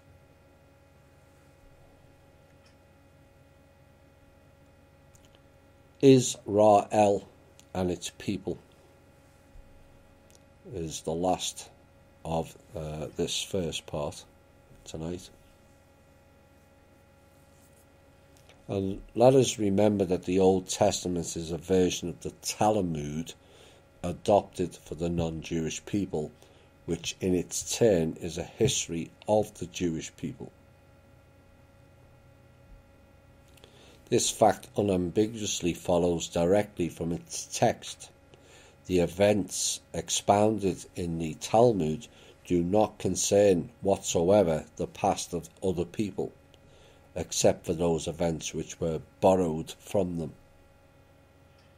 If we consider otherwise, then it turns out that all living people on Midgard-earth are Israelites, because Adam and Eve were Israelites. There was no Eve. That was Lilith,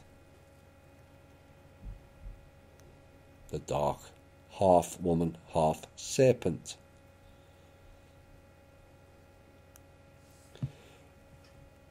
Everyone perfectly understands this, and the Israelites, who call all people of the white race Goyim, totally disassociate themselves from both the latter and from the people of other races, as we will cover in later episodes. Thus, the defenders of the biblical version of origin of man have nothing to say on the subject. The Israelites belong to the so-called grey subrace, which is an intermediate subrace between white and black races with prevailing white race genetics. Correctly saying, people related to the grey subrace have an insignificant admixture of the black race features.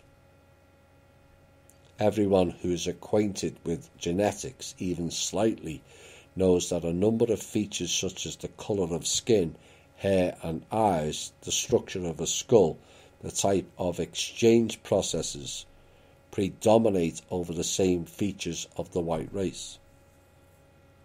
Therefore, when white and black races mix, the first generation will have the most external signs of the black race, including black skin.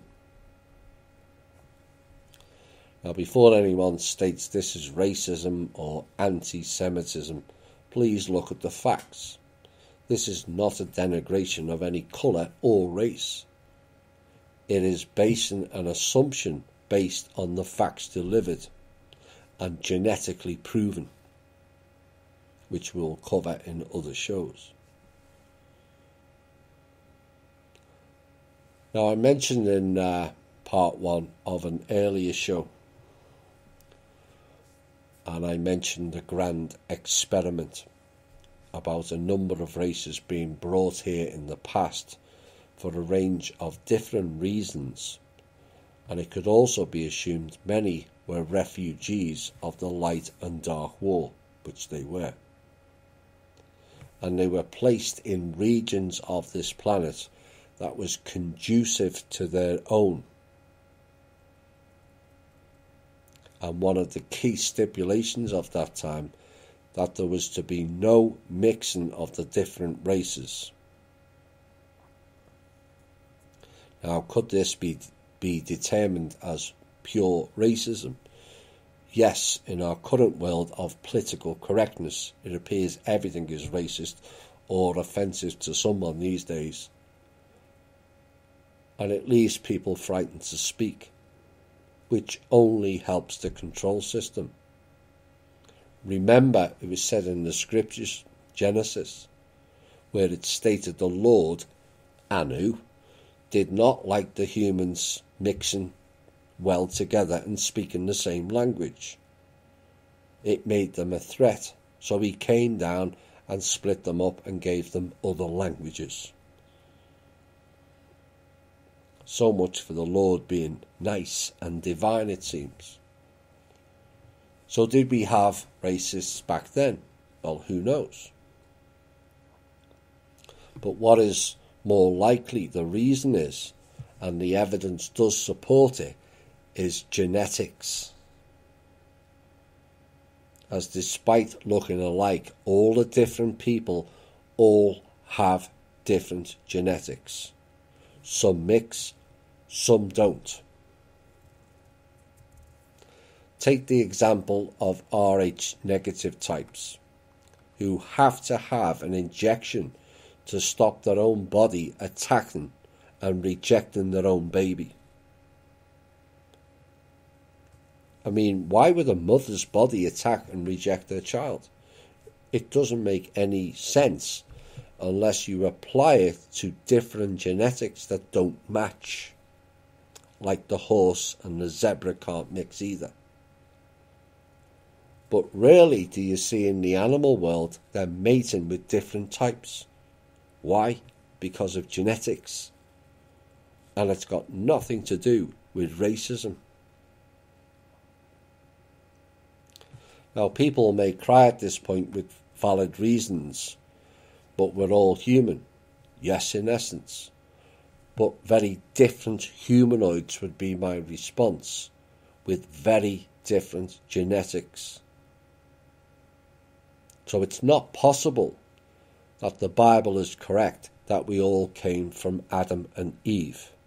Because if that was the case, according to the book, we would all look like Israelites. We don't. And what is worse, we would all be a product of incest. And you only have to look at the royals or the bloodline families to see how that worked out. You know, the UK royals kept incest offspring who didn't turn out too well, either mentally or physically, and were placed in the Tower. And the Queen had a sister locked away up there. So, back to genetics and the Israelites. The black race were either endowed with or given, as it's unsure at this point, black magic, more commonly known as voodoo. It is powerful and dangerous magic, and is and was used for occult and cult practices, like in India with the worship of the Kali Ma, explained earlier. In ancient times, they were given the knowledge of mixing with the white race peoples, which would then enhance their voodoo even stronger with the addition of the white race genetics. And this was then used against the life forces and what was known as the Great White Race. And I don't say that to be racially superior, but that white race was the most advanced evolutionary spiritual race ever on this planet. And so the mixing was used by the dark to weaken the light. And this is where the Israelites came from, a mixture of white and black race out of the main Eden in India, They then migrated for over 200 years towards Egypt and settled in the various places along the way, which would be southern Russia as we now know it, hence the term Khazarians and Ashkenazis, and on to the more familiar terms we have now. It mentioned earlier how these people were rejected in many countries due to their poor behavioural traits, and that was before AD. But since AD, these people have been thrown out of 106 countries. So they've been an ongoing problem in society for thousands of years. They were not called Jews back then, as that was not possible. The letter J was not in circulation before the 14th century, and the term Jew came in the 17th century. So when you then realise no letter J from AD 1 to 1400s, the names Jesus, Job, Jewish, Jerusalem could not have been possible. If those names were so important, why have they altered the original names?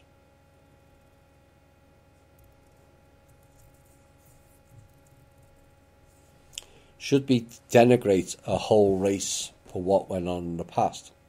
Absolutely not. Like I've said in successive episodes of this series, these people were used as the tools of the dark forces, fed a whole heap of pure unadulterated lies, told to think they are special and above all others, which leads to derision and delusion, told to wish for world destruction by the means of Armageddon, of which only they would be saved. Total genocide just to save them? That is wrong thinking on every level. Personally, I think the general Jewish people have suffered enough. The issue is who is pulling their strings. Always was and always will be. And they are being used as pawns on a massive scale by people and beings with a hidden dark agenda.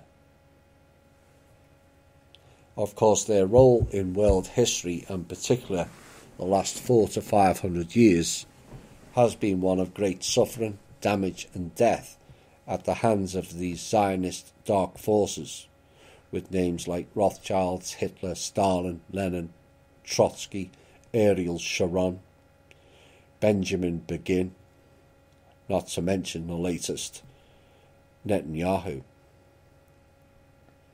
But Benjamin Begin refused to take Jews out of the concentration camps in 1942, long before they started dying, which was then a deal that was offered by Hitler himself and Churchill. Funny enough, Mr. Churchill has a statue honouring him in Jerusalem. Oops.